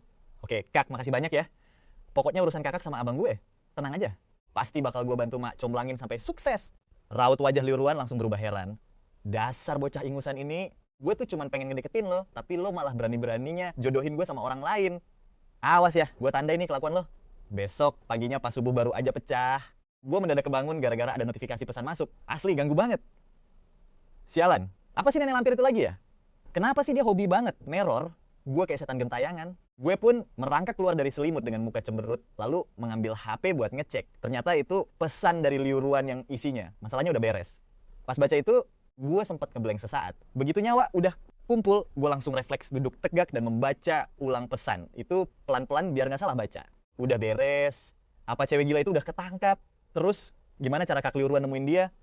Karena kepala gue langsung dipenuhi tumpukan pertanyaan. Gue pun langsung menelpon nomornya. Halo, pemilik nomor ini sedang cedera dan dalam masa pemulihan. Silakan tinggalkan pesan jika ada keperluan penting. Begitu panggilan terputus, gue langsung menurunkan HP. Dan seketika rasa hangat yang luar biasa langsung menjalar ke seluruh tubuh gue. Ya ampun, baik banget sih calon kakak ipar gue ini. Padahal dia sendiri lagi terluka. Tapi tetap sepeduli itu sama masalah gue. Bahkan sampai beresin semuanya secepat ini. Pasti semalaman dia begadang demi bantuin gue. Mikir ke sana, gue langsung lompat dari kasur, cuci muka kilat, terus lari ke lantai bawah. Gue harus membalas budi baiknya biar dia bisa merasakan kehangatan dari keluarga Jiang. Paman Wu, tolong buatin sarapan yang agak banyakan ya. Jangan lupa tambahkan banyak kurma merah ke dalam bubur 8 harta karunnya. Paman Liu, tolong cariin 2 rantang makanan yang ukurannya besar banget ya. Mau gue pakai buat sesuatu. Pas matahari udah bersinar terang, dengan penuh semangat gue menjinjing 2 rantang jumbo itu dan langsung tancap gas pakai mobil kesayangan menuju Bisu Manor. Sementara itu di ruang tamu, Liu Ruan lagi memperhatikan titik pelacak warna merah di layarnya. Begitu melihat titik itu makin mendekat ke arah mentionnya, senyum penuh arti langsung mengembang di bibirnya. Umpannya berhasil dimakan sama si target. Tok tok tok. 10 menit kemudian terdengar suara ketukan pintu. Pas Liu Ruan membuka pintu, wajah cantiknya kelihatan agak lelah. Jiang Hao, kok lo bisa ada di sini? Kakak, kau bawain sarapan nih buat kakak. Sambil ngomong gitu, gue langsung memamerkan rantang makanan di tangan. Gue sekaligus curi kesempatan buat memuji kakak ipar. Ini abang gue yang nyuruh bawain khusus buat kakak. Loh, Liu Ruan pun tersenyum manis. Masuk dulu yuk, tapi pandangan gue malah liar memperhatikan sekeliling ruang tamu. Masalahnya, cowok sama cewek berdua di dalam kamar gini. Kayaknya kurang etis deh. Gimana kalau gue tunggu di ruang teh aja? Kenapa? Emangnya? Takut ya? Kalau nggak salah ngapain harus takut? Lagian kebetulan banget gue punya masalah pelik yang butuh bantuan. Buat Masalah pelik? Apa jangan-jangan soal video itu? Pikiran gue langsung panik sampai kaki gue bergerak refleks mendahului otak. Gue pun langsung melangkah masuk ke dalam ruangan. Kakak udah berhasil nemuin cewek itu kan? Di mana dia sekarang? Terus mukanya kayak gimana? Gue sendiri sih belum pernah lihat langsung orangnya. Gue baru aja nyuruh orang lewat beberapa jalur perantara buat nyari dia. Orangnya waspada banget sumpah. Butuh usaha ekstra keras cuma buat ngelacak dia. Pas denger itu, gue langsung kepo banget dong. Terus gimana kelanjutannya? Liu Ruyan nyandar santai banget, sengaja pamer tepat di depan mata gua. Dia ngambil botol obat memar di atas meja, terus ngolesin pelan-pelan ke lengannya yang bengkak. Ya jelas lah, diselesain pakai duit. Apa? Lu ngasih dia duit? Gua langsung panik dong. Sampai suara gua meninggi tanpa sadar. Bukannya itu namanya ngelepasin cewek itu gitu aja? Terlalu gampang gak sih? Terus emang mau gimana lagi? Liu Ruyan ngelirik gua sekilas. Jangan bilang lu masih pengen tidur bareng dia lagi. Padahal mah, Liu Ruyan sendiri sebenarnya ngarep banget. Dia cuma takut kalau gue tahu identitas aslinya. Gue bakal ngamuk parah ke dia, bahkan ngejauhin dia. Muka gue langsung merah padam. Dan sesaat gue bener-bener mati kutu, gak tahu harus jawab apa. Terus, lu ngasih duit berapa? Liu Ruyan ngejawab santai banget. Angka bulat yang cantik sih, 20 juta yuan. 20 juta yuan? Gila, gue langsung bengong, mata gue sampai melotot lebar. Gue yang dijebak, tapi malah gue yang harus ngasih cewek itu 20 juta yuan. Terus gimana sama videonya? Lu udah dapat balik belum?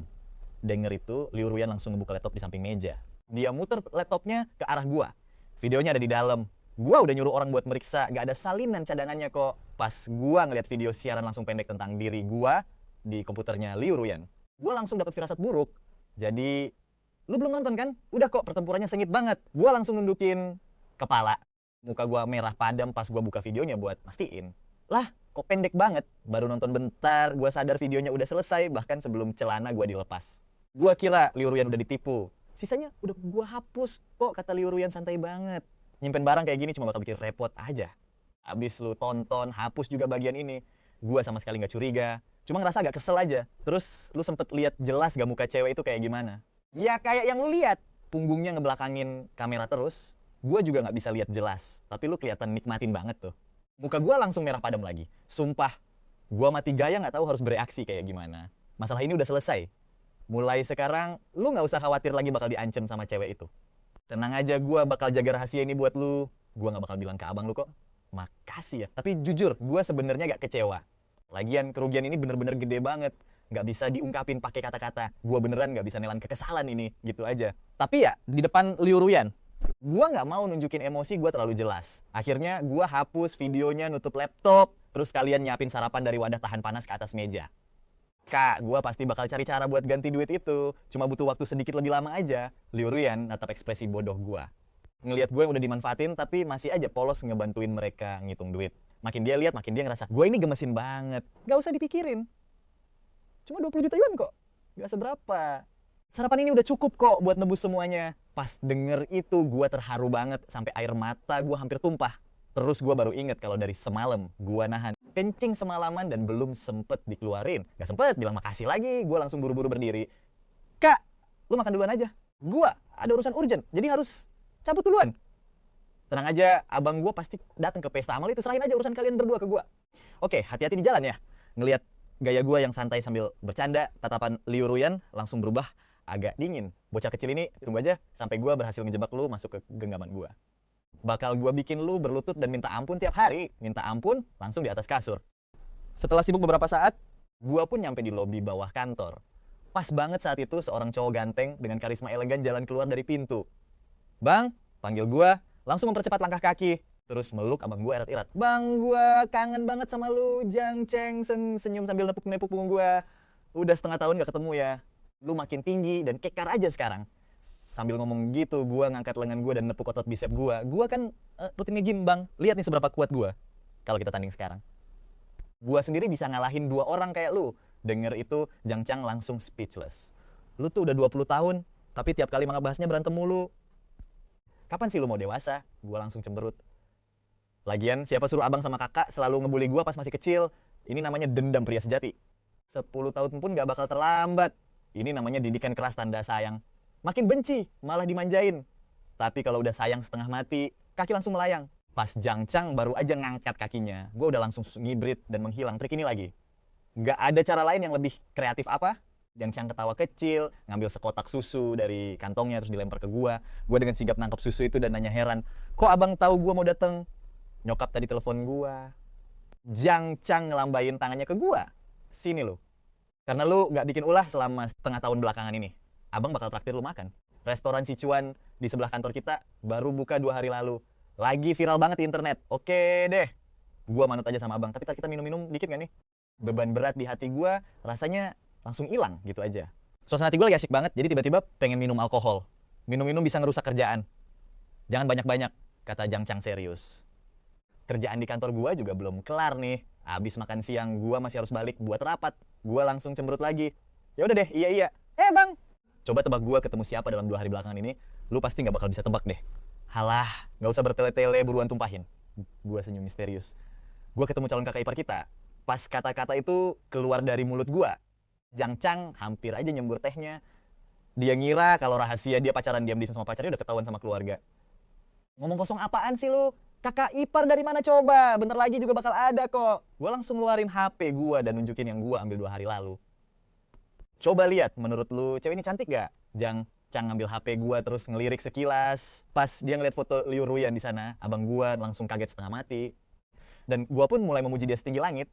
Dia tuh bener-bener luar biasa, baik banget dan punya jiwa keadilan tinggi. Kalau soal tampang sih, udah gak perlu diraguin lagi. Cantik badai pokoknya. Plus, dia juga kenal sama lu bang. Dan yang paling penting, dia punya kesan yang bagus banget tentang lu. Jang Chang heran. Dia sendiri yang bilang.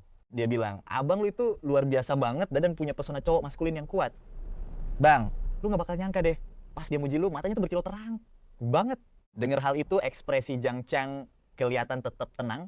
Tapi sebenarnya hatinya udah ketar-ketir gak karuan. Ada yang gak beres nih. Jelas banget ada yang mencurigakan di sini. Aha, lu sama dia gimana bisa ketemu? Gak usah dipikirin. Besok keluarga Leo bakal ngadain pesta amal. Ini kesempatan emas bro. Buat cewek luar biasa kayak dia, lu harus gercep ambil peluang ini. Lagian, ini juga ide bokap. Nyokap sama bokap bilang, lu kan udah 28 tahun.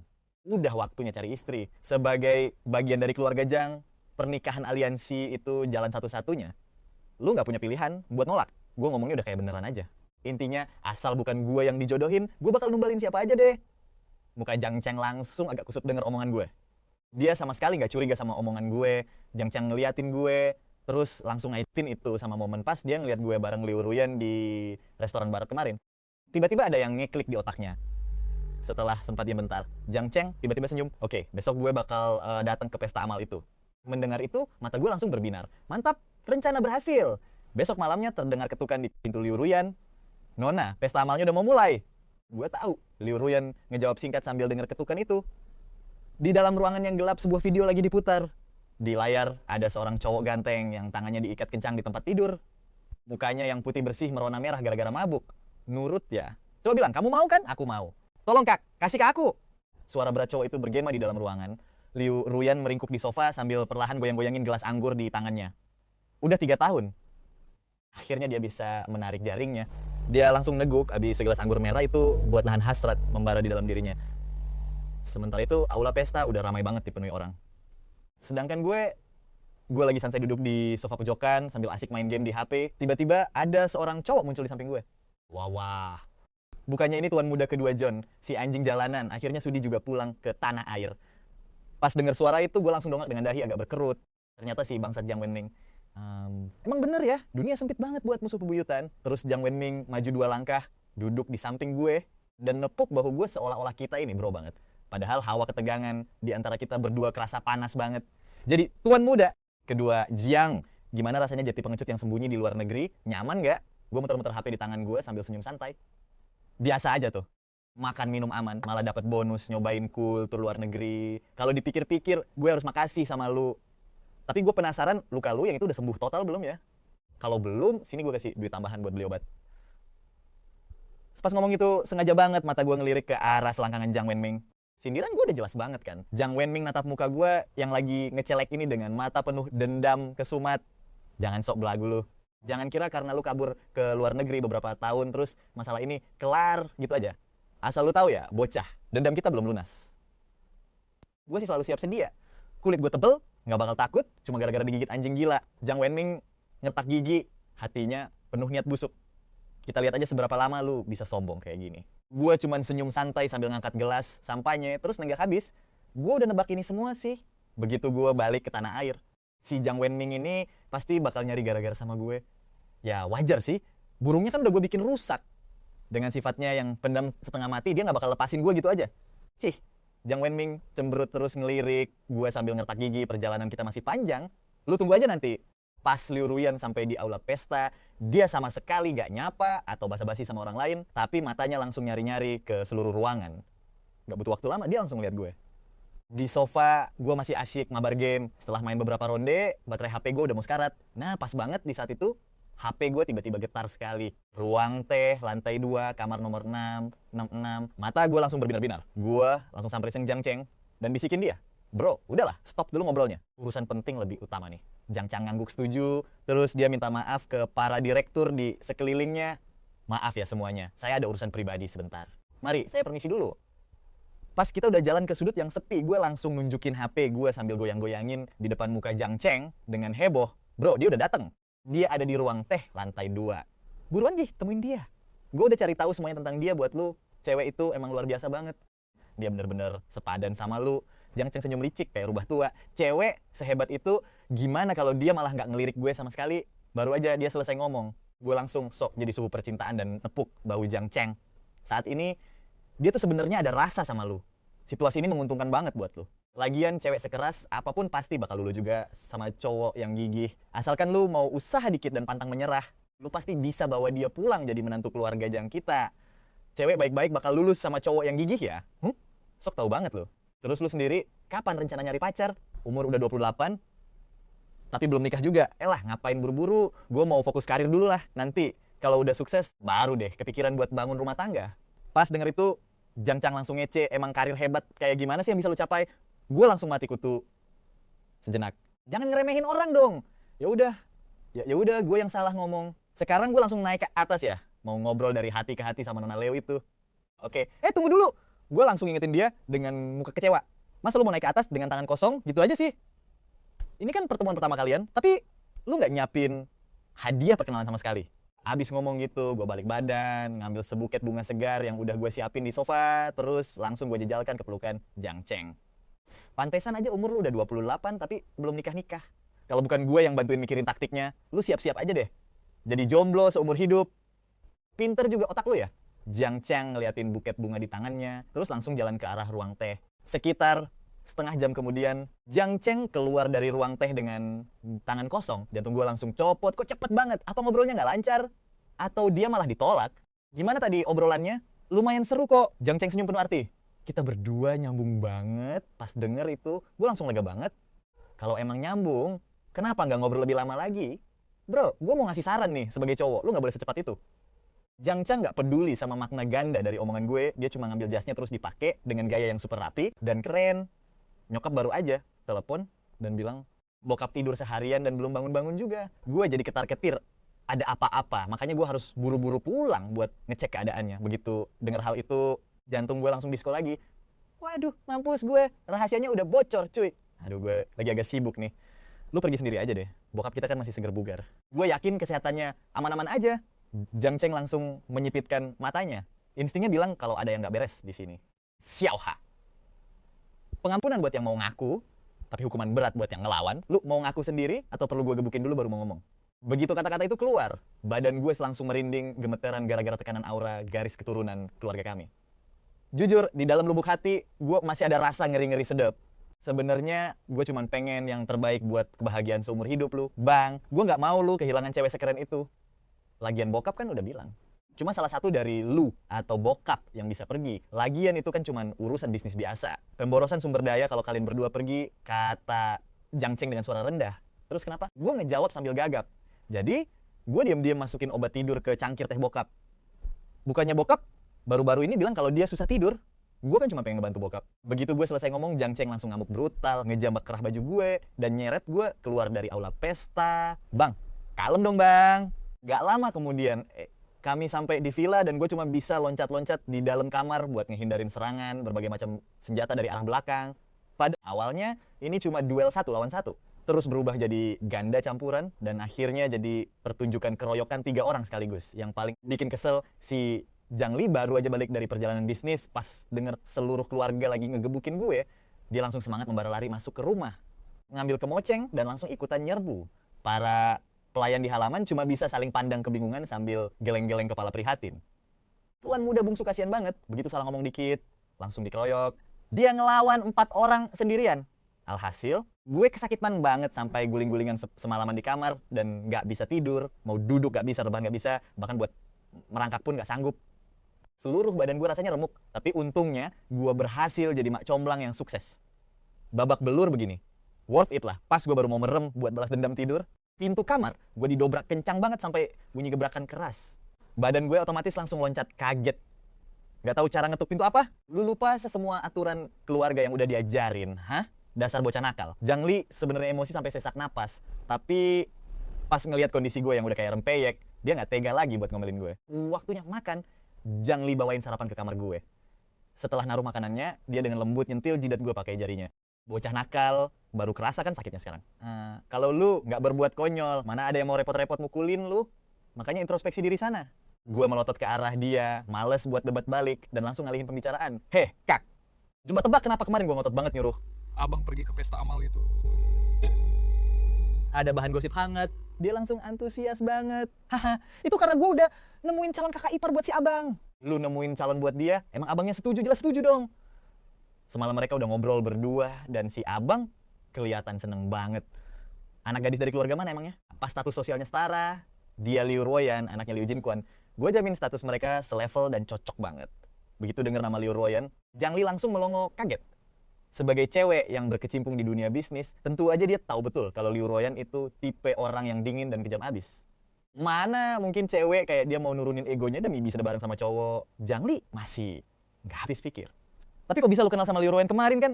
Mobil sport gue sempet ditabrak sama dia. Habis kejadian itu kami ketemu beberapa kali lagi. Menurut gue dia asik juga. Makanya gue kenalin ke si abang. Gak nyangka ternyata sukses besar. Kalau abang nikah sama Liu Ruoyan dan memperkuat posisi keluarga Jang kita di kota Yun, bokap gak bakal maksa kita buat nikah kontrak atau dijodoh-jodohin lagi. Semua orang seneng kan? Jang Li masih nggak percaya sama pendengarannya sendiri. Ya udah, lu istirahat aja dulu. Gue harus pergi keluar sebentar. Gue harus cari tahu kebenarannya. Kita lihat apa yang lagi direncanain sama Jang Cheng. Gak lama kemudian Jang Li sampai di kantor perusahaan dan langsung masuk ke ruangan Jang Cheng. Pas banget dia denger abangnya lagi teleponan. Suaranya yang berat dan karismatik, terdengar lembut banget. Insting wanitanya bilang kalau yang di seberang telepon itu pasti cewek. Setelah Jang Cheng menutup teleponnya, Jang Li akhirnya bersuara dan nanya, "Bang, lu udah punya pacar ya?" Jang Cheng cuman mengangguk santai. Dia dan Jang Li itu sefrekuensi, jadi gak ada yang perlu ditutup-tutupi. Jang Li bertanya dengan ragu-ragu, apa cewek itu Liu Ruoyan? Jang Cheng meletakkan ponselnya lalu tertawa kecil. Tuh bocah emang gak bisa jaga rahasia, cepet banget mulutnya ember. Tapi Jang Li masih belum paham melihat ekspresi Jang Cheng. Ternyata omongan Xiao Ha beneran nyata. Apa? Dia beneran berencana buat nikah sama keluarga Liu? Melihat raut wajah Jang Li yang cemas, mata Jang Cheng sedikit menyipit. Dia udah bisa nebak garis besar situasinya. Kelihatannya lu udah punya pacar dan keluarganya bukan dari kalangan pebisnis. Status sosial mereka gak selevel sama keluarga Jang kita. Mendengar itu, Jang Li langsung tertunduk. Diamnya dia adalah jawaban iya. Bang emang punya status sosial yang setara itu sepenting itu ya? Cukup bokap aja yang ngerasa itu penting. Harus ada salah satu dari keluarga Jang kita yang berkorban, namanya juga bisnis. Sebatang sumpit itu gampang patah. Kita harus saling menopang ya biar fondasi kita makin kokoh. Memikirkan pengorbanan Jang Cheng, mata Jang Li seketika berkaca-caca. Jadi gara-gara itu lu yang milih berkorban bareng Liu Ruoyan. Bukannya gue. Ini soal Xiao Ha. 3 tahun lalu gue ngajak dia ke acara lelang. Di sana kami ketemu Liu Ruoyan. Sejak saat itu Liu Ruoyan udah ngincer dia. Gue baru tahu hal ini semalam. Jang Li langsung melongo seketika. 3 tahun lalu kan Xiao Ha masih umur 17 tahun. Berani banget dia ngincer berondong di bawah umur. Ya buktinya dia rela nunggu sampai 3 tahun kan. Jang Cheng cuma bisa geleng-geleng kepala heran. Setelah Xiao Ha balik ke tanah air, mereka nggak sengaja ketemu lagi. Dari hasil pantauan gue lihat Xiao Ha juga nggak risi-risi amat sama dia. Jadi kita lihat aja nanti gimana kelanjutannya. Jang Li langsung menaikkan alisnya. Bang, itu Liu Ruoyan loh. Kelihatan banget cewek itu bukan tipe cewek biasa. Lu nggak takut Xiao Ha bakal jadi korban dan dirugiin? Mendengar itu, Jang Cheng langsung mendengus sinis. Otak bocah konyol itu kan emang selalu kurang satu sekrup. Dia itu temperamental dan gampang kepancing emosi. Sama siapapun dia pasti bakal rugi sendiri. Sebuah penilaian yang sangat jujur dan emang fakta nyata yang nggak bisa didebat lagi. Gue rasa mending kita langsung sahin aja hubungannya. Jang Cheng geleng-geleng kepala pasrah. Gak lama kemudian dia lanjut ngomong. Dengan kemampuan Liu Ruoyan, ngelindungin dia mah gampang banget kayak membalikan telapak tangan. Lagian lu tahu sendiri kan berat badan tuh bocah 50 kilo. Dan 9,5 kilonya itu cuma keras kepala doang. Kalau dia bikin masalah di masa depan, kita bakal punya orang yang bakal bantuin kita beresin kekacauannya. Dengan begitu, hubungan persaudaraan kita aman-aman aja. Biarin aja pasangan muda itu nyelesain masalah mereka sendiri, biar kuping kita juga bisa tenang. Tapi dengan latar belakang keluarga Liu, apa Liu Ruoyan bakal setuju nikah dan masuk ke keluarga Jang? Menurut gue, dia malah lebih nyari suami yang numpang, tinggal di rumahnya. Ya udah, kita nikahin aja tuh bocah ke sana. Sinar licik sekilas muncul di mata Jang Cheng waktu dia berencana buat ngembalin adiknya sendiri. Sebagai keluarga pengantin pria, bukannya kita harusnya dapat sedikit uang lamaran. Singkatnya, mau dia yang nikahin atau dia yang dinikahin, keluarga Jiang kita nggak bakal rugi. Kalau emang harus ada yang dikorbanin di keluarga ini, ya udah kita korbanin aja adik kecil kita. Salah sendiri kenapa dia on banget? Nggak bisa dibiarin. Dia harus segera telepon tuh bocah. Pas teleponnya nyambung, gua masih selimutan sambil tidur-tiduran. Ada apa sih? Siapa? Kamu mau makan siang apa? Jang Li masang senyum yang ramah banget. Sebutin aja apa yang mau kamu makan. Kakak pasti bakal turutin semuanya buat kamu. Pas denger suara dari telepon itu, seketika bulu kuduk gue langsung merinding. Kakak salah minum obat ya? Jang Li gak ngebodohin omongan gue dan lanjut bicara. Gimana kalau perjamuan agung mancuhan? Buat 3 hari ke depan, semua 108 menu hidangan perjamuan mancuhan bakal disiapin biar bisa kamu makan semuanya tanpa sisa. Deal ya? Terus pas udah nutup teleponnya, Jang Li ngehela napas pelan. Bahkan perjamuan agung mancuhan pun gak bisa nebus rasa bersalah yang dia rasain ke adik cowoknya itu. Dek, kayaknya kakak bener-bener berdosa deh sama kamu. Di seberang telepon, gue cuma bisa melongo cengo. Gue gak terlalu gubris soal perjamuan agung mancuhan itu. Sampai akhirnya ada 15 hidangan disajiin di atas meja, barulah gue sadar dan langsung nyubit paha gue keras-keras. Gawat, beneran gawat ini mah. Dunia ini kayaknya udah beneran gila. Ini mah mirip musang yang bertamu ke kandang ayam pas tahun baru. Gak mungkin ada maksud baik di baliknya. Masa hukuman kurungan 3 hari gue baru aja beres dan muka pantal, gue masih cemberut pas gue nerima. Tugas pertama yang dikasih Jang Cheng ke gue, Xiu, bantuin kakak anterin buket bunga ini ke Nona Liu. Kenapa nggak kakak aja sih yang pergi sendiri? Yang lagi nyari istri tuh kakak atau gue? Gue kan cuma mak comblang di sini. Layanan purna jual tuh bukan urusan gue ya. Jangceng beresin sarapannya terus ngelap mulutnya pakai tisu. Kakak sibuk banget di kantor, nggak ada waktu.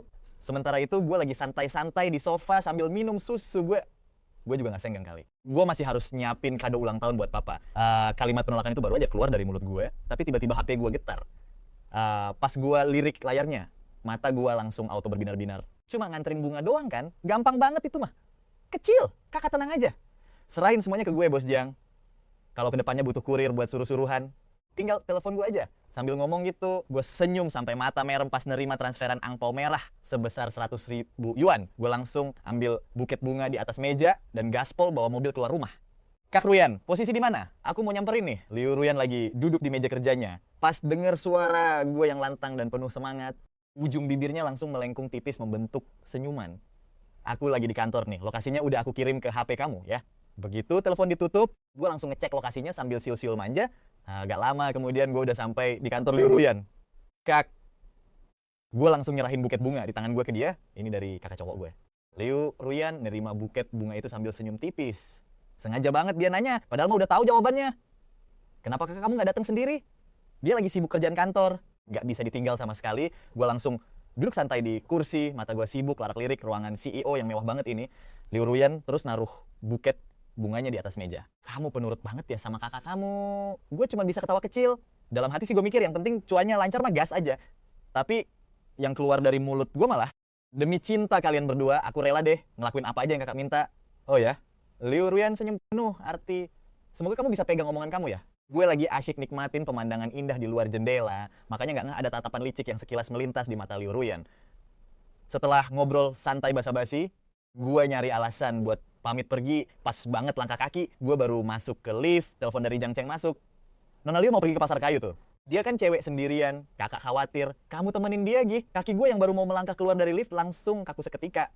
Dengan nada kesel, gue bilang, kan udah gue bilang, layanan purna jual itu nggak masuk, paket jasa gue ya? Kakak pikir gue kurang kerjaan apa? Oh, ya udah kalau gitu. Jangceng ngehela napas pasrah. Nyari orang yang pas itu emang beneran susah banget. Tapi kalau cewek nggak ditemenin, perasaannya bisa pelan-pelan pudar. Mungkin kakak lu ini emang takdirnya jomblo seumur hidup. Kedepannya tugas buat nerusin garis keturunan keluarga Jiang terpaksa harus diserahin ke kamu deh. Lagian beberapa hari lalu pas di acara jamuan amal, kakak udah pilihin satu cewek yang oke banget buat kamu. Denger itu. Jantung gue rasanya mau copot. Sambil nahan kesel setengah mati gue bilang, ya udah gue pergi, tapi ini yang terakhir kalinya ya. Besok-besok kakak cari dan kejar sendiri tuh calon istri kakak. Sip, Jangceng ngejawab santai terus langsung nutup teleponnya. Apes banget.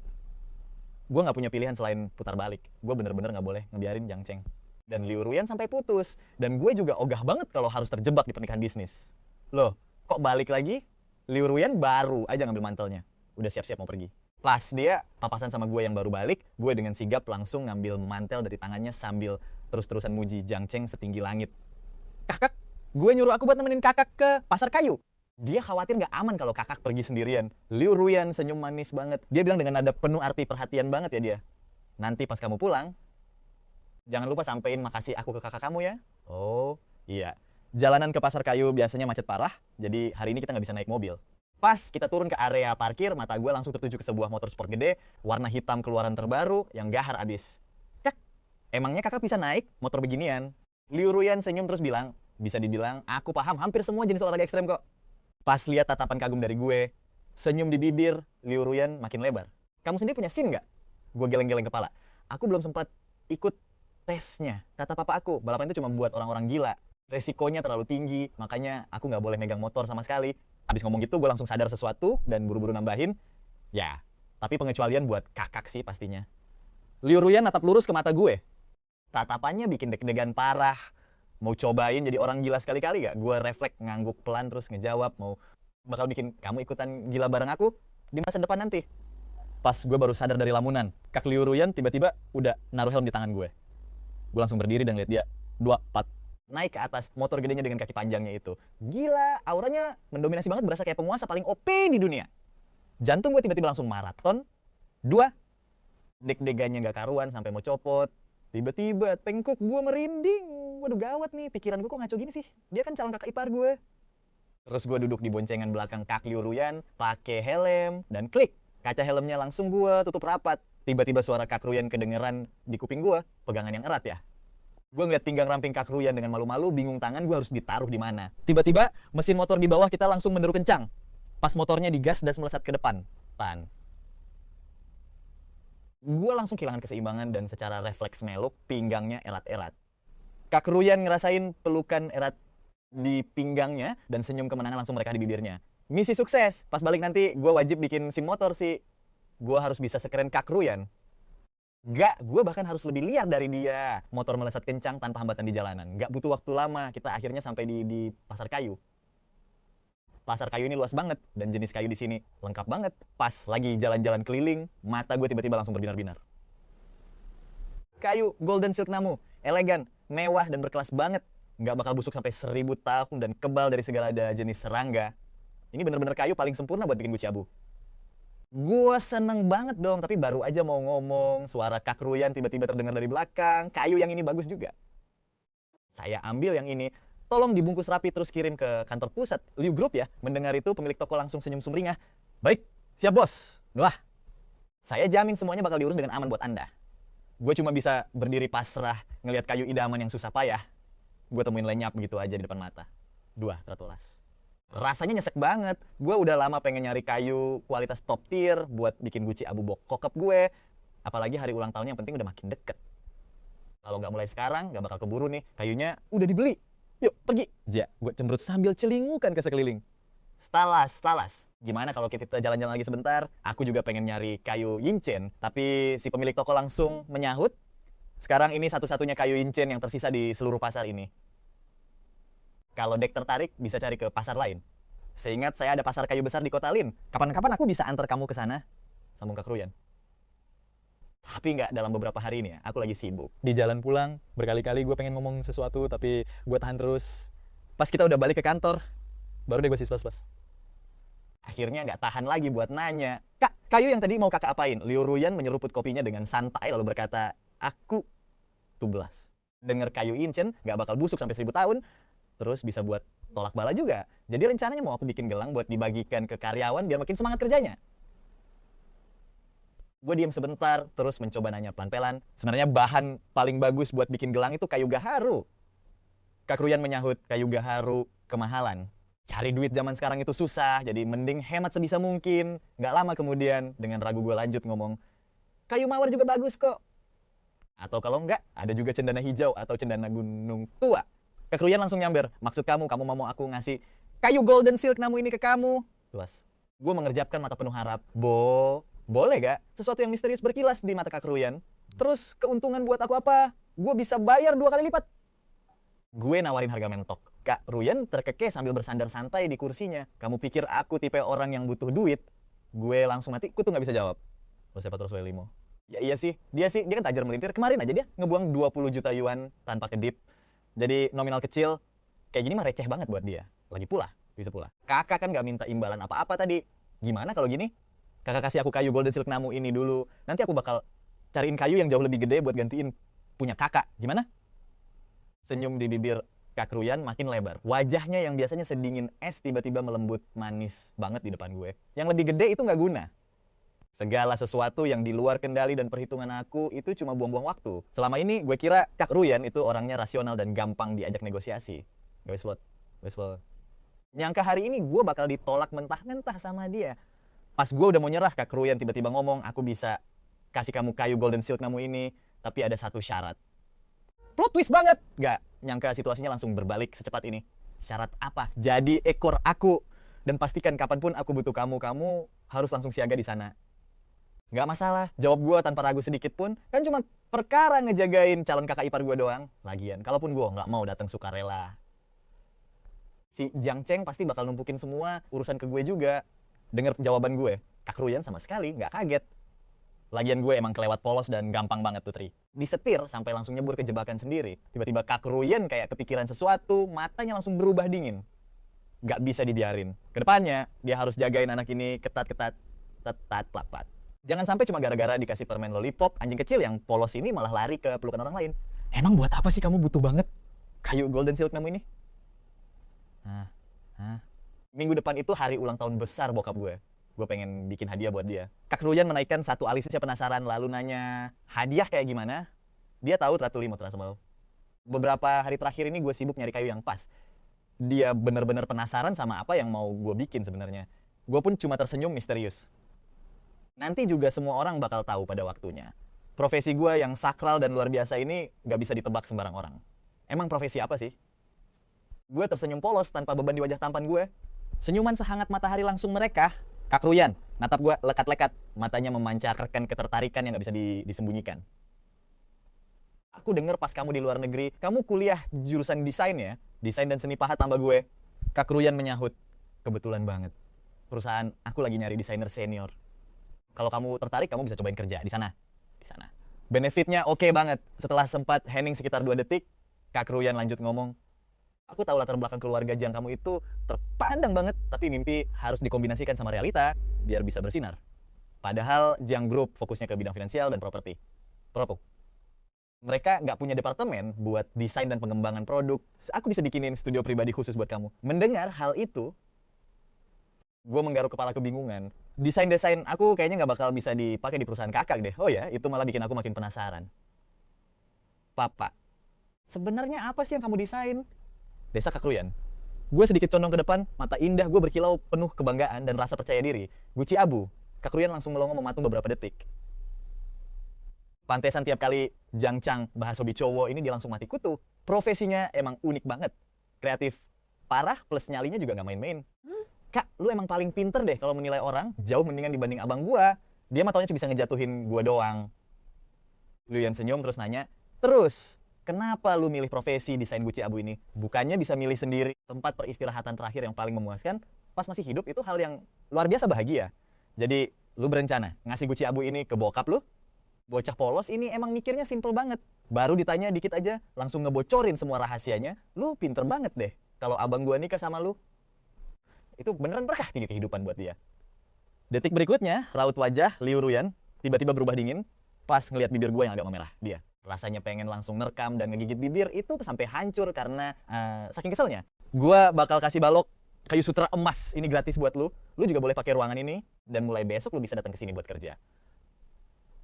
Gua ngelirik ke ruangan yang nggak jauh dari situ. Cuma dibatasi sama dinding kaca besar, cowok sama cewek berduaan di tempat kayak begini. Agak canggung dan rasanya kurang pantas deh. Ya kan, Kak? Liu Ruyan langsung duduk tegak, terus nyalain komputer di sebelahnya. Nada bicaranya tegas banget. Beneran nggak ngasih gua celah buat nolak. Di mata gue, apapun yang berhubungan sama duit harus dimanfaatin maksimal. Makanya gue harus ngawasin lu biar lu gak ngebuang-buang bahan berharga kayak gini. Abis ngomong gitu, lu Ruyan nambahin, ini juga keinginan abang lu kok. Dia minta gue buat ngawasin lu, ketat-ketat mewakili dia. Jadi udah diputusin ya, protes apapun gak bakal mempan. Dengar itu, gue langsung speechless. Pas keluar dari kantor keluarga Liu, gue langsung nelpon Jang Cheng dan ngomelin dia habis-habisan. Bro, lu beneran minta Liu Ruyan buat ngawasin gue? Dia bahkan belum resmi masuk ke rumah keluarga kita loh. Hak, apa dia buat ngatur-ngatur gua? Bukannya dia yang ngawasin lu, tapi lu yang ngawasin dia. Jang Cheng berusaha. Ngebujuk gua pakai nada santai. Lagian, kita kan belum resmi nikah. Gua takut ada cowok lain yang caper di deket dia. Bantuin gua awasin dia dong. Omongan Jang Cheng kedengeran aneh banget. Gak ada satu kata pun yang nyebut kalau Liu Ruyan itu calon istrinya, tapi malah bikin gua mikir kalau Liu Ruyan itu emang beneran kakak ipar gua. Gua ngerasa agak kesal. Awalnya gue cuma pengen jadi mak comblang biasa, siapa sangka layanannya malah seribet ini. Tahu gitu? Gue nggak bakal repot-repot jadi dewa asmara. Gue juga nggak ada pilihan lain, bro. Kantor lagi sibuk parah. Gue nggak bisa lepas dari kerjaan. Gimana kalau gini? Minggu depan ada seminar broker real estate. Lu gantiin gue datang ke sana ya, biar gue bisa pergi kencan. Pas denger itu, kata-kata penolakan yang udah di ujung lidah langsung gue telan lagi. Lagian, gue kan nggak pernah belajar administrasi bisnis dan buta banget soal dunia bisnis. Gue nggak paham apa-apa soal real estate. Layanan tambahan butuh biaya ekstra dong. Kalau nggak, kesepakatan batal. Kartu hitam internasional, bebas gesek tanpa batas. Gimana? Deal kan? Pas telepon ditutup, gue langsung bersiul gembira. Semua rasa kesel di hati langsung hilang tanpa bekas. Bahkan gue sampai mulai bersenandung pelan. Kartu hitam internasional sesuai namanya bisa dipakai di negara mana aja. Selama nggak ada limitnya, gue bisa gesek sepuasnya dong. Gesek sepuas hati. Cuma bisnis, nggak pakai perasaan, rasanya gila banget sih ini. Pas gue sampai rumah, selain 2 sopir dan asisten rumah tangga, ada beberapa koki baru di dapur. Jiang Yi, lihat nih, gue sengaja manggil koki dari Sansai buat lu. Mulai sekarang, di rumah ini cuma bakal masak makanan kesukaan lu aja. Lu gak senengnya sih lihat gue pulang? Jiang Li bener-bener buang sifat galaknya yang dulu. Ekspresinya lembut banget. Sampai rasanya bisa bikin meleleh. Tapi malah bikin kuduk gue merinding. Cewek, ini kayaknya udah gila. Selama 3 hari terakhir gue udah nyobain semua menu perjamuan Kekaisaran Manhan yang totalnya ada 108 hidangan. Hari ini dia bahkan manggil koki dari Sanjay ke rumah. Sebenarnya nih cewek mau apa sih? Ada udang di balik batu. Pasti ada rencana terselubung nih. Bokap sama nyokap di mana? Kang Jiang Li menghela napas panjang. Bokap takut kena serangan jantung cuma gara-gara lihat muka lu. Makanya biar bisa hidup lebih lama, dia ngajak nyokap ke Perancis. Gua langsung manyun. Udah tua-tua gitu ternyata bokap masih bisa romantis juga ya. Pas duduk di meja makan, gua ngelirik 10 hidangan yang ada. Bener-bener menggugah selera dari segi tampilan, aroma, dan rasa di atas meja. Terus gua ngeliatin Jiang Li dengan ekspresi serius. Kak, jujur sama gua, lu punya penyakit parah yang gak bisa sembuh ya, jangan takut. Biar keluarga kita harus bangkrut sekalipun, kita bakal obatin lu sampai sembuh. Kalau dulu pas dengar omongan kayak gini, Jiang Li pasti udah nampar gua dari tadi. Tapi hari ini dia cuma senyum sambil ngebayangin adek cowoknya bentar lagi bakal dicolok babi. Dia ngerasa agak berat hati. Kalau gua udah nikah nanti, gua beneran bakal kangen banget sama lu. Oh alah, ternyata gara-gara itu toh. Lu kan udah kepala 2, harusnya udah nikah dari dulu kali. Numpang mulu di rumah ortu nggak pergi-pergi. Kalau ditunda-tunda mulu, lu bisa jadi perawan tua loh. Lagian, alasan lu jomblo itu bukan cuma karena lu jelek, tapi juga karena lu udah tua dan layu. Biarpun lu masih agak cakep, begitu masa jaya lu abis, nggak bakal ada yang mau nikahin lu. Detik berikutnya, senyuman di bibir Jiang Li perlahan pudar. Matanya menyipit, kepalan tangannya langsung bunyi krak-krek. Jangan marah, jangan marah. Kenapa, Kak? Sakit gigi. Jiang Li ngeretepin giginya sambil maksain senyum. Lihat muka lu langsung bikin sakitnya hilang. Pas banget setelah gua kelar makan, HP gua bunyi. Gua langsung lihat HP dan buru-buru balik ke kamar. Lu udah nemu info sesuatu? Di ujung telepon ada teman masa kecil gua, Cinmu, anak magang di kantor polisi. Dia emang belum resmi jadi polisi, tapi masa depannya cerah banget. Tahu gua lagi dapet masalah, Cinmu nggak ragu buat ngeledek gua habis-habisan. Udah ketemu nih, orangnya cewek. Sesuai deskripsi lu, dia emang liar banget. Muka gua langsung ditekuk. Bocah kurang ajar lu. Gak dapet info berguna apa-apa, tapi masih berani-beraninya nelpon gua. Gak bisa apa, sekali-kali lu pamer keahlian, terus bikin kagum temen lu sendiri. Cinmu ketawa pelan. Jangan emosi dulu dong, itu mah belum seberapa. Coba lu rasain sendiri digigit anjing. Apa gak bakal emosi? Belakangan ini, gua gak bisa makan enak atau tidur nyenyak. Bahkan di mimpi pun, gua ngeliat cewek itu ngegigit gua. Gua ngertepin rahang gua kuat-kuat. Tuan muda ini bakal bikin. Tuh, cewek muntahin 20 juta yuan itu, gak kurang 1 sen pun. Baru abis itu, gua kasih dia pelajaran. Tapi petunjuknya masih dikit banget sekarang. Rekaman CCTV di bar sama hotel, gak bisa dipulihin. Sedangkan buat video yang lu maksud, itu direkam pakai kamera pribadi, jadi makin susah buat dilacak. Mungkin kita bisa mulai dari selidiki aja dari orang-orang terdekat lu. Terus coba inget-inget lagi, kira-kira siapa yang pernah lu bikin kesal? Kalau ada petunjuk, baru bisa kita usut. Tapi kalau nggak, itu mah kayak nyari jarum dalam jerami. Lagian, emang siapa sih yang berani gua musuhin? Oh iya, bukannya gua pernah ngehajar cucu sah keluarga itu si Jiang Wenming. Setelah mikir bentar, gua lanjut ngomong. Lu pikir bajingan itu lagi cari gara-gara sama gua? Cinmu langsung diem 2 detik. Dia juga ikutan dalam kejadian waktu itu. Jadi ya jelas lah, dia tahu banget soal dendam kesumat antara gua sama Jiang Wenming. Tanpa bukti, semua kesimpulan cuma omong kosong. Tapi seenggaknya ini bisa bikin lu lebih waspada. Masalah ini gak bakal kelar dalam semalam. Gak usah terlalu dipikirin. Mending malam ini kita minum-minum santai. Waktu lu balik kemarin, gua lagi ada misi. Jadi gak bisa nemuin lu. Nanti kita ajak anak-anak lain biar bisa santai bareng. Oke deh, malam ini gue yang traktir, kita minum sepuasnya, nggak mabok, nggak pulang. Pas malam tiba, gue langsung pergi ke tempat yang udah dijanjikan. Lokasinya di restoran Tiongkok paling terkenal di kota Yun, namanya Sanji. Terakhir kali, bocah ini malah kabur duluan pas kita belum selesai minum. Bro, hari ini kita harus awasin dia, ketat-ketat. Lin Feng langsung berdiri sambil teriak kencang. Pas gue baru masuk lewat. Pintu, suara geledek si Lin Feng langsung kedengeran. Sambil jalan ke kursi utama, gue bales sambil ketawa, tenang aja. Tuan muda lu ini gak bakal pulang sebelum bikin lu semua tepar. Nah, di samping kursi utama meja perjamuan itu ada seorang cewek yang lagi duduk. Ternyata itu Su Bingbing. Tapi karena posisi duduknya ketutupan sama orang di sebelahnya, gue gak ngepas baru masuk pintu tadi. Setelah bercanda bentar sama anak-anak, gue akhirnya duduk. Mata gue langsung menyapu seisi meja. Tiba-tiba gue langsung kaku. Siapa sih yang gak tahu aturan pokoknya bawa cewek ke tempat minum-minum? Yang hai, udah lama ya ketemu. Su Bingbing yang duduk di pojokan langsung tersipu malu. Gua cuma mengangguk pelan. Pandangan gua cuma bertahan sedetik. Terus langsung beralih ke Cinmu. Su Bingbing merasa agak kecewa. Dia udah ngebayangin skenario reuni yang manis. Tapi nggak nyangka kalau gua bahkan nggak mau ngelirik dia lagi. Cinmu akhirnya ngejelasin singkat. Pas kita baru nyampe, dia kebetulan lagi berdiri di depan pintu ruangan privat ini. Semua orang juga tahu kalau dia itu cewek di bawah perlindungan Tuan Muda Jang. Jadi siapa yang berani ngelarang dia masuk, kayaknya dia pengen balikan sama lu deh. Makanya bisa ngintilin sampai ke sini.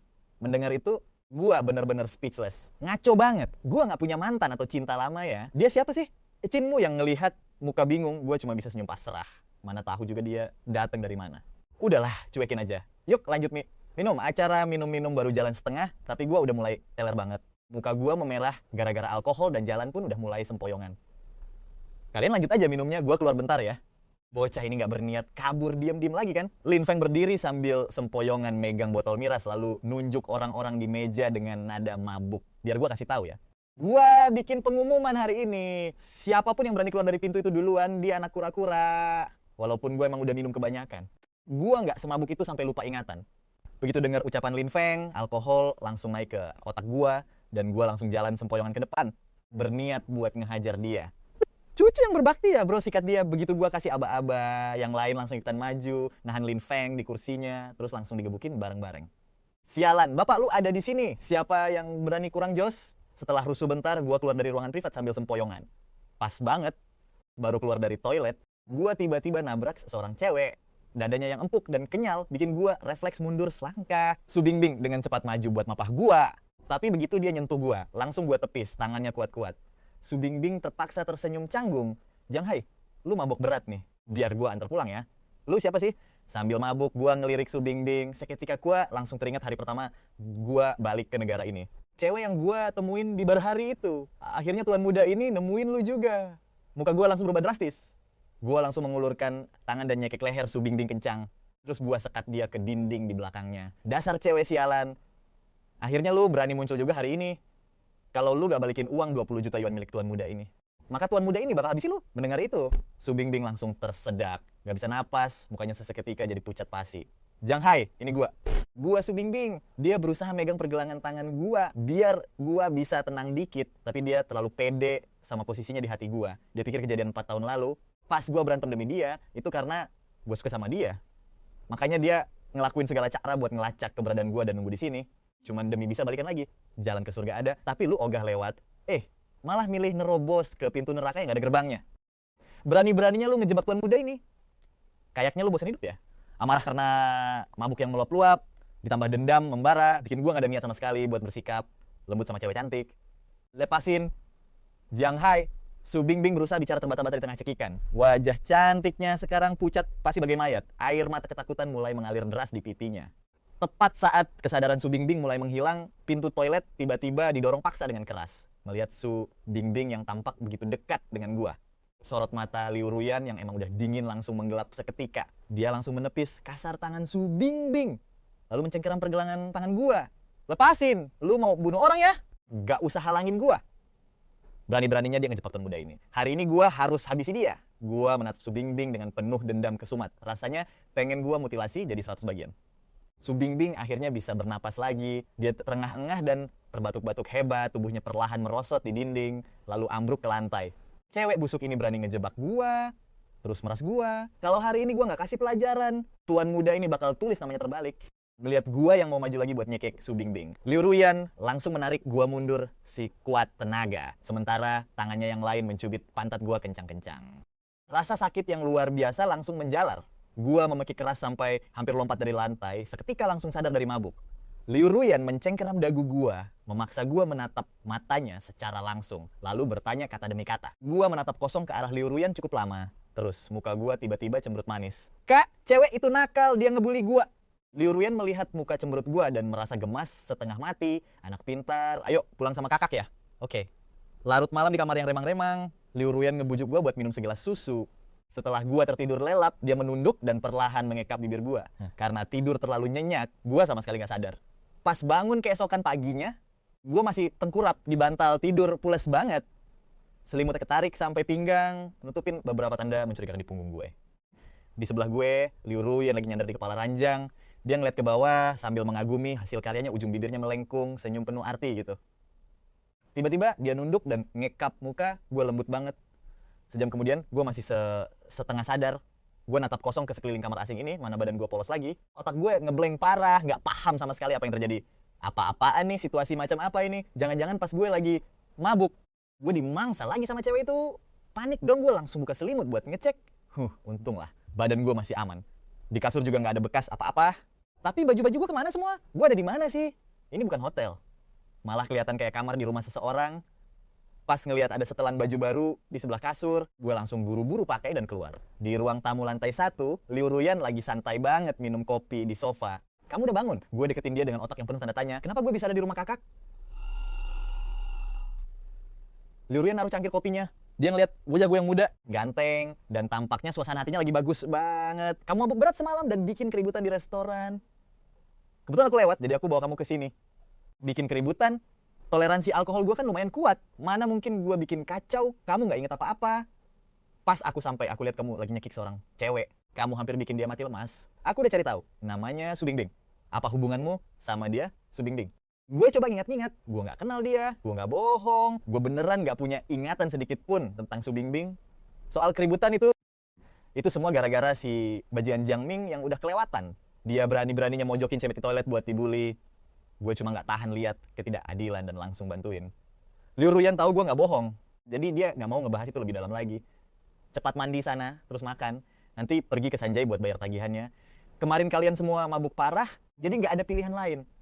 Aku terpaksa bayarin dulu buat kamu. Sejam kemudian, gue duduk di meja makan, mau ngomong sesuatu tapi ragu-ragu. Kak, semalam siapa yang lepasin baju gue? Kemarin kamu muntah di sekujur tubuhmu. Jadi, kepala pelayan Paman Leo yang bantu lepasin bajumu.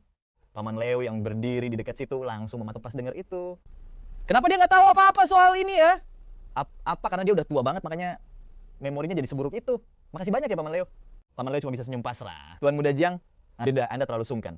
Setelah makan, gue naik mobil Liu Ruyan pergi ke Sanjuai. Halo Tuan, total tagihan kemarin adalah 238.000 yuan. Dengan gaya bos, gue ngeluarin kartu hitam dari dompet, terus gue jentikan. Gesek aja, mohon maaf sekali Tuan. Saldo di kartu Anda tidak mencukupi. Bercanda ya, ini kartu hitam internasional tahu. Limitnya 50 juta yuan. Dan kamu berani bilang uang gue nggak cukup. Mohon maaf yang sebesar-besarnya Tuan, tapi uang di kartu ini beneran nggak cukup. Kalau Anda nggak percaya, Anda bisa mencobanya di tempat lain. Gue terpaksa ngeluarin HP buat ngecek rekening. Angka 145.000 yuan muncul di layar bikin gue malu setengah mati. Gue pun natap Liu Ruyan dengan penuh harap sambil masang senyum bersalah. Kak, tolongin gue kali ini dong. Liu Ruyan tersenyum. Dia noleh ke pelayan dan berkata, gratiskan tagihannya. Kasih tahu semua orang di bawah mulai sekarang, setiap kali Tuan Muda Jiang datang ke sini semuanya gratis. Mendengar itu, gue langsung melongo saking kagetnya. Kak, restoran Sanjay ini, Liu Ruyan ngejawab sambil senyum. Ini punya aku. Begitu kaki gue keluar dari restoran, gue langsung telepon nomor layanan pelanggan kartu hitam itu. Halo, Tuan. Tuan, limit kartu Anda memang 50 juta yuan. Hanya saja, limit transaksi pada kartu ini telah dikunci. Anda hanya bisa menggunakan maksimal 10.000 yuan saja. Gue pun ngomong sambil gertakin gigi. Cuma 10.000? Lu pikir gue pengemis? Gue cuma bisa ngehela napas panjang sambil nutup telepon, sambil nyandar di kursi mobil. Gue cemberut kesel. 10.000 yuan bahkan gak cukup buat gue bertahan hidup selama 2 hari. Sialan, abang gue emang gak waras. Bisa-biasanya dia nipu gue kayak gini, padahal gue baru aja nolak uang tunai 50.000 yuan. Hanya demi milih kartu hitam dengan limit terkunci 10.000 yuan ini, gue bener-bener kena tipu mentah-mentah. Tiba-tiba gue langsung tegak dan ngomong dengan nada dongkol. Gak mau keluar duit tapi masih pengen manfaatin tenaga gratisan. Tebal, muka banget sih. Mulai hari ini, Tuan Muda ini gak bakal sudi lagi ngasih layanan purna jual kayak gitu. Liu Ruyan yang ngelihat dari samping, cuma bisa ngebatin betapa menggemaskannya gue. Padahal sebenarnya ide ngunci limit kartu itu adalah saran dari dia sendiri. Dengan mutus jalur finansial gue, dia bakal punya lebih banyak kesempatan buat deketin gue. Pas Jiang Chang nerima telepon dari gue, nadanya dingin banget. Kalau kamu mau uang, boleh saja. Mulai hari ini, datanglah ke perusahaan dan belajarlah manajemen dari ayahmu. Belajar finansial juga sama kakak perempuanmu. Tunggu sampai kamu bisa mengatasi semuanya sendiri. Aku akan segera menaikkan limit kartumu jadi 10 juta yuan. Kalau kamu nggak bisa, ya nggak ada yang perlu dibahas lagi. Akhir-akhir ini, aku sibuk banget. Aku nggak punya waktu buat ngurusin kamu. Kalau kehabisan uang, pinjam saja dulu ke Nona Liu. Nanti kita bereskan di akhir bulan. Kalau mobilmu kehabisan bensin, nggak usah repot-repot pulang ke rumah. Tinggal saja dulu di tempat Nona Liu sekarang. Lagi pula, kalian bakal jadi keluarga juga nantinya. Nggak usah terlalu formal lah. Begitu dengar suara telepon ditutup, gue langsung cemberut. Terus gue harus hidup gimana kayak gini? Bagi keluarga itu, gue mungkin cuma bonus gratisan pas isi ulang pulsa. Gak ada satupun yang kasihan sama gue. Liu Ruyan nahan tawa sambil ngusap kepala gue. kasihan banget sih, jangan takut. Mulai sekarang kakak yang bakal ngurus kamu. Kakak baik banget deh. Jauh lebih baik daripada si brengsek itu. Liu Ruyan tersenyum, kamu juga jauh lebih baik daripada si brengsek itu. Gue pulang ke rumah buat ngambil peralatan ukir yang penting, terus nyetir ke perusahaan Liu Ruyan. Udah gak ada alasan lagi buat gue tinggal di rumah itu demi ketenangan hidup. Orang tua gue lagi pergi ke Perancis. Kakak perempuan sulung gue sering kumat ngeselinnya, sedangkan abang sulung gue itu brengsek dan gak punya hati. Jadi gue mutusin buat numpang ngumpet di tempat Liu Ruyan selama berapa hari. Kantor Liu Ruyan luas banget. Di tengah-tengahnya ada dinding kaca besar yang ngebagi ruangan jadi 2 studio terpisah. Di dalam studio itu juga ada ruang santai. Kalau lagi capek kerja, bisa langsung istirahat di situ. Ngebayangin kemungkinan bisa bermesraan intim bareng gue di dalam sana. Liu Ruyan mendadak langsung semangat membara. Cuma, ya gue sama sekali gak sadar kalau sejak hari pertama gue balik ke negara ini, gue udah telanjur masuk ke sarang serigala nih. Kak, aku ngeganggu nggak? Sama sekali nggak kok. Jawab Liu Ruyan sambil senyum manis. Dinding kaca ini kedap suara. Jadi kamu bisa fokus kerja tanpa beban. Liu Ruyan ngelihat lewat dinding kaca, merhatiin Doi yang lagi sibuk kerja dengan senyum tipis yang terus mengembang di bibirnya. CEO Liu, sekarang udah jam 11 siang. Hari ini jadwal makan siangnya gimana ya? Sang sekretaris melirik ke arah gue di balik dinding kaca, bener-bener nggak berani nebak apa yang ada di pikiran Liu Ruyan. Hubungi Tang Frey. Kasih tahu mereka buat ngirim beberapa menu andalan ke sini setiap hari. Mulai sekarang kita makan di kantor aja. Baik, CEO Liu. Bakal segera saya atur. Sekretaris itu langsung ngejawab cepat. Terus, di bawah tatapan tajam Liu Ruyan, dia langsung keluar dari ruangan. Besoknya, asisten manajer umum langsung diganti sama seorang cowok. Bahkan 5 sekretaris berpenampilan menarik dan berkarisma yang biasanya kerja di luar juga diganti sama cowok semua. Mana mereka bener-bener cowok tulen yang super lurus kayak baja dingin. Pokoknya cowok tulen, abis yang gak bakal bisa belok walau dicoba gimana pun juga. Kenapa semua orang di depan ruangan diganti? Liu Ruyan bilang dengan santai, mereka semua mutusin buat pulang kampung dan bikin anak. Oh iya, draft desainmu udah selesai belum? Gua pun mengangguk. Sketsanya udah beres hari ini, tinggal ngerapihin beberapa detail kecil aja. Wah, ini bagus banget, puji Liu Ruyan dengan tulus. Oh iya, nanti aku ada rapat di anak perusahaan. Kalau kamu butuh apa-apa, tinggal minta tolong sekretaris di luar ya. Gua mengangguk. Kak, kok mukanya merah banget sih? Lagi demam ya? Nggak apa-apa kok. Liu Ruyan berdiri sambil ngerapihin beberapa berkas. Mungkin karena cuaca mulai dingin, jadi tubuhku belum adaptasi aja. Kamu lanjut kerja aja ya. Nanti siang aku bakal balik lagi buat makan siang bareng kamu. Gue baru mau bilang dia nggak usah repot-repot balik. Tapi Liu Ruyan udah keburu ngambil mantelnya dan jalan keluar ruangan. Sementara gue langsung sibuk di kantor selama 2 jam sampai akhirnya detail desainnya beres semua. Tapi tiba-tiba muncul masalah yang lebih gede lagi. Gue belum beli cat warna sama sekali. Langsung deh, gue tepok jidat saking keselnya. Pikiran gue bener-bener lagi ngeblank. Bisa-bisanya gue lupa hal sepenting ini. Karena jam kerja masih panjang. Gue mutusin buat beli di sekitaran sini aja. Pas baru nyampe lantai 1, gue ngelihat seorang cowok dengan penampilan culun tapi necis ala kutu buku. Ternyata dia Xi Jingyun, salah satu cowok yang getol ngejar Liu Ruyan. Mbak-mbak resepsionis ngelihat buket bunga di tangannya dengan ekspresi bener-bener bingung. Pak, tolong jangan bikin kami susah. Ya, kantor punya aturan ketat, Bapak harus hubungi CEO Liu dulu buat bikin janji sebelum bisa ketemu langsung. Mendengar itu, muka Xi Jingyun langsung berubah suram. Kalau aja dia punya kontak pribadi Liu Ruyan, dia nggak bakal repot-repot begini. Terus kapan CEO Liu bakal balik? Kami kurang tahu soal itu, Pak. Jadwal CEO Liu diatur langsung sama asisten pribadinya. Xi Jingyun pun ngerasa makin frustrasi. Dia baru mau balik badan dan pergi pas ngelihat gue keluar dari lift. Tuan Muda Jiang, langkah kaki gue langsung terhenti. Lu kenal gue? Xi Jingyun mendekat sambil ngulurin tangannya. Gue juga hadir di acara makan malam amal malam itu, jadi gue tahu. Tapi maaf nih, gue nggak biasa sama etika basa-basi ala orang sukses kayak lu. Jadi kita skip aja salamannya. Dia bilang, gue udah lama denger kalau Tuan Muda Jiang itu orangnya santai dan gak suka dikekang. Pas ketemu langsung hari ini, lu emang beneran orang yang belak-belakan ya? Halah, nggak usah cari muka deh, malah bikin gue geli sendiri Tuan Muda Jiang. Ngomong-ngomong, kenapa lu bisa ada di sini? Apapun hubungan gue sama CEO Liu, itu bukan urusan lu ya. Gue bener-bener muak sama gaya sok necis, nan munafik si Xi Jingyun ini. Lu mau apa sebenarnya? Gue lagi nyari CEO Liu buat ngebahas urusan penting. Cuma gue nggak tahu kapan dia bakal balik. Xi Jingyun sengaja ngasih pertanyaan buat memancing gue. Kalau gue tahu jadwal Liu Ruyan, itu bakal ngebuktiin kalau hubungan kita emang nggak biasa. Dengan begitu dia harus nyelidiki hubungan ini lebih dalam lagi. Hello, gue kan bukan cacing di perutnya. Mana gue tahu? Sambil ngomong gitu, gue ngelirik buket bunga di tangan Xi Jingyun. Kelihatannya lu ngebet banget mau ngejar dia ya? Oke, paham. Sebelum dia sempat bereaksi, bunganya gue wakilin buat nerima deh. Sekarang lu udah boleh pulang, Gi. Si Jing Yun langsung melongo saking kagetnya sama tindakan nekat gue. Heh, Tuan Muda Jiang, si Jing Yun yang langsung tersadar langsung gercep ngejar gue. Itu kan bunga gue. Si Jing Yun langsung nerobos masuk ke dalam lift tepat sebelum pintunya ketutup. Ngapain sih lu ikut naik ke atas? Pas gue mau mencet tombol lift, si Jing Yun dengan cepat ngehalangin tangan gue. Tuan Muda Jiang, jangan buru-buru dong. Kita kan sama-sama cowok di sini. Kakak lu bahkan punya hubungan bisnis sama gue. Jadi kita bukan orang asing lagi. Siapa juga yang mau satu circle sama lu? Dalam hati gue langsung mencibir. Makhluk aneh dari mana sih ini? Berani-beraninya mau nikung calon istri kakak gue.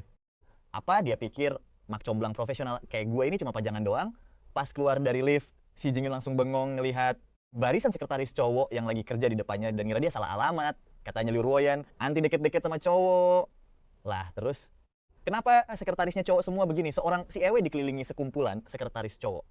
Gimana kalau mereka hilaf kayak api deket jerami yang bisa memicu? Aturan-aturan terselubung. Apalagi pas ngeliat gue langsung nyelonong masuk tanpa noleh ke belakang sedikit pun. Si Jing Yun baru mau ikut masuk pas tiba-tiba dihadang sama seorang sekretaris cowok. Mohon maaf, Pak. Tanpa izin langsung dari CEO Liu, siapapun dilarang keras buat masuk ke dalam ruangan ini. Si Jing Yun langsung speechless ngelihat situasi konyol ini. Kepalanya serasa mau pecah saat itu juga. Tanpa mikir panjang, dia langsung nyeletuk nanya hal bodoh. Terus kenapa cowok tadi boleh masuk? Sang sekretaris cowok bahkan gak peduli sama pertanyaan konyol itu. Ya jelas karena dia diizinin sama CEO Liu lah. Penampilan luar doang kayak kalangan elite bisnis, tapi logika sesepele. Ini aja nggak nyampe. Di dalam ruangan, gue dengan santainya langsung duduk di kursi kebesaran Liu Ruoyan. Sambil selongjoran, gue ngambil HP dan langsung nelpon nomor yang udah di luar kepala. CEO Jiang, gue punya kabar gembira. Nih buat lu, saingan cinta lu beneran udah muncul. Sekarang gue kasih lu 2 pilihan. Pertama, lu cuma bisa diem dan pasrah ngelihat calon istri lu ditikung orang. Kedua, bayar gue biar gue bisa ngusir pembawa sial dan jagain doi. Tapi Jiang Chen cuma ngejawab dengan suara dingin, urus aja sendiri. Terus tuh, telepon langsung dimatiin secara sepihak. Dasar pelit banget. Gue langsung lempar HP ke meja saking keselnya. Mau enaknya doang tanpa modal sepeser pun, tapi masih berharap gue bantuin ngusir cowok-cowok yang mau nikung. Sialan bener. Amit-amit deh, ketok meja dulu. Sadar kalau omongan gue barusan ada kelepasan, gue langsung nangkupin tangan dan nunduk hormat ke arah barat. Ibu, anakmu ini beneran gak bermaksud nyinggung ibu kok. Kalau orang lain bikin emosi, ibu jangan ikut marah ya. Nanti kalau ibu sakit karena emosi, malah perempuan lain yang bakal dapat untung. Tenang, harus tetap tenang. Gue komat kamit berusaha nenangin arwah ibu dari kejauhan. Gue menyipitkan mata sambil mengertakkan gigi, lalu menggumam kesal. Emang bener ya, rajanya aja santai. Malah Kasimnya yang heboh sendiri. Udahlah, mending gue cuekin aja. Lagian kan bukan gue yang bakal kehilangan istri. Pas Liu Ruoyan kelar lapat dan balik ke kantor, hari udah lewat. Tengah hari, begitu lihat si Jing Yun lagi nunggu di luar ruangan, muka Liu Ruoyan langsung berubah dingin banget. Berani-beraninya masuk ke perusahaan orang tanpa izin. Apa Anda kurang tahu aturan di sini, Nona Liu? Si Jing Yun malah senyum tanpa rasa takut sedikit pun, meskipun Liu Ruoyan udah ngeluarin aura dingin yang menusuk. Kata Paman Liu, pencapaian Anda di dunia modal Ventura tuh keren banget. Kebetulan saya juga belajar finansial, jadi ada beberapa hal nih yang mau saya diskusikan. Kalau ada masalah, hubungi asisten saya langsung.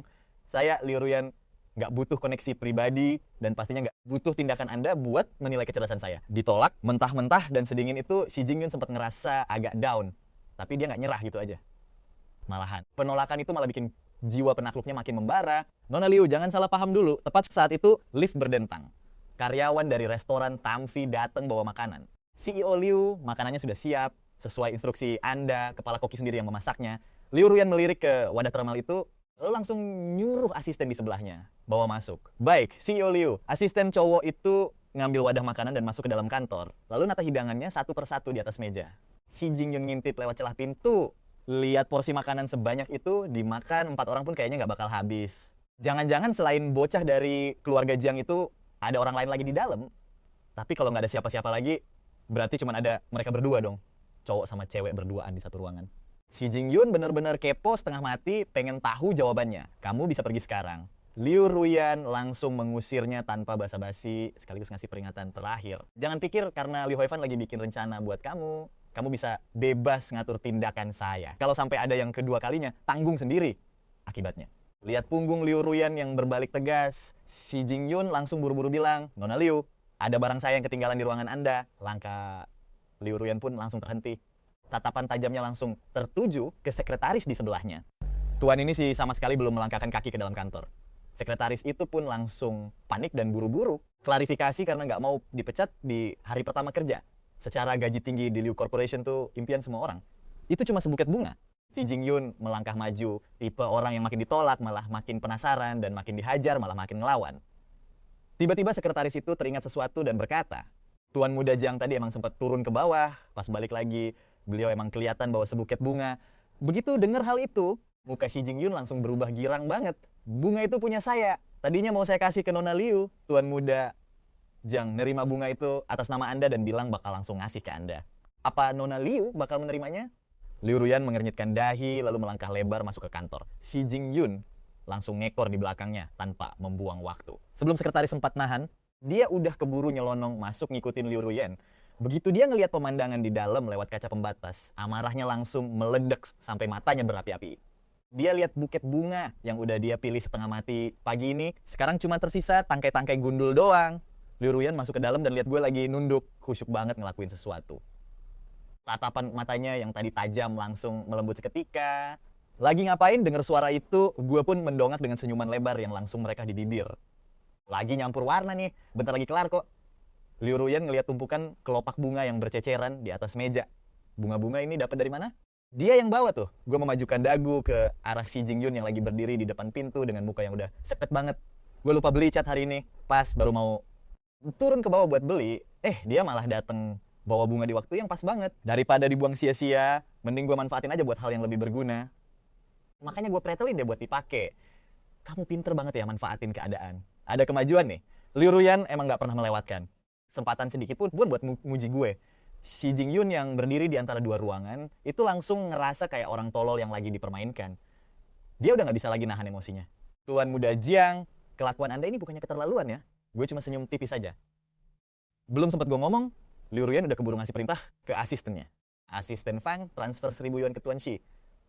Bunga ini saya beli. Abis ngomong gitu dia kembali natap gue dengan lembut. Kelopaknya udah cukup belum? Kalau kurang biar asisten beli lagi. Udah cukup kok, nggak usah banyak-banyak. Warnanya udah kelar dicampur, bentar lagi gue udah bisa mulai ngelukis. Ya udah cuci tangan sana. Terus kita makan. Makanan hari ini dimasak langsung sama kepala kokinya. Pasti cocok sama selera kamu. Si Jing Yun ngelihat ekspresi lembut Liu Ruyan. Bener-bener berbanding terbalik sama sikapnya tadi. Dia pun langsung paham situasinya. Di saat itu juga, gue langsung ngasih tatapan provokatif ke arah si Jing Yun. Sebagai pelindung Nona Liu, gue wajib ngasih tahu satu hal nih. Nona Liu itu cuma milik kakak gue. Lu gak bakal punya kesempatan. Jadi mending cabut deh. Si Jing Yun melotot tajam ke arah gue. Tatapan matanya langsung berubah jadi jahat banget. Tapi akhirnya dia cuma bisa melangkah pergi keluar kantor sambil misu-misu kesal. Lihat tampang lesunya si Jing Yun, suasana hati, gue langsung bahagia banget. Cuma satu aja sih yang disayangkan, gue udah capek-capek bantuin kakak ipar ngusir para pemujanya. Tapi kakak gue sendiri malah pelit gak mau ngasih persenan. Elah, apa sebener dah hidup gue. Akhirnya setelah 4 hari kerja keras sebagai kuda tanpa makan dan tidur, guci abu dari kayu cendana ini kelar juga. Begitu ngeliat mahakarya, buatan tangan bergaya klasik murni yang super estetik ini, gue langsung ngerasa bangga banget dan tepuk tangan sendiri saking kagumnya. Mantap, di acara pesta ulang tahun besok, gue pasti bakal ngasih kejutan besar buat bokap biar dia bangga sama gue. Gue pun ngebungkus gucinya hati-hati sambil melirik ke luar jendela kaca. Saat ini, Liu Ruyan masih aja nunduk sibuk fokus sama kerjaannya. Dia bener-bener kelihatan sibuk parah. Selain pas pergi rapat, dia hampir nggak pernah ninggalin ruangannya. Bahkan buat makan aja cuma sesuap 2 suap buru-buru di meja kerjanya. Karena hari masih sore, gue nggak tega buat keluar dan ganggu kesibukannya. Jadi, gue milih buat duduk lagi.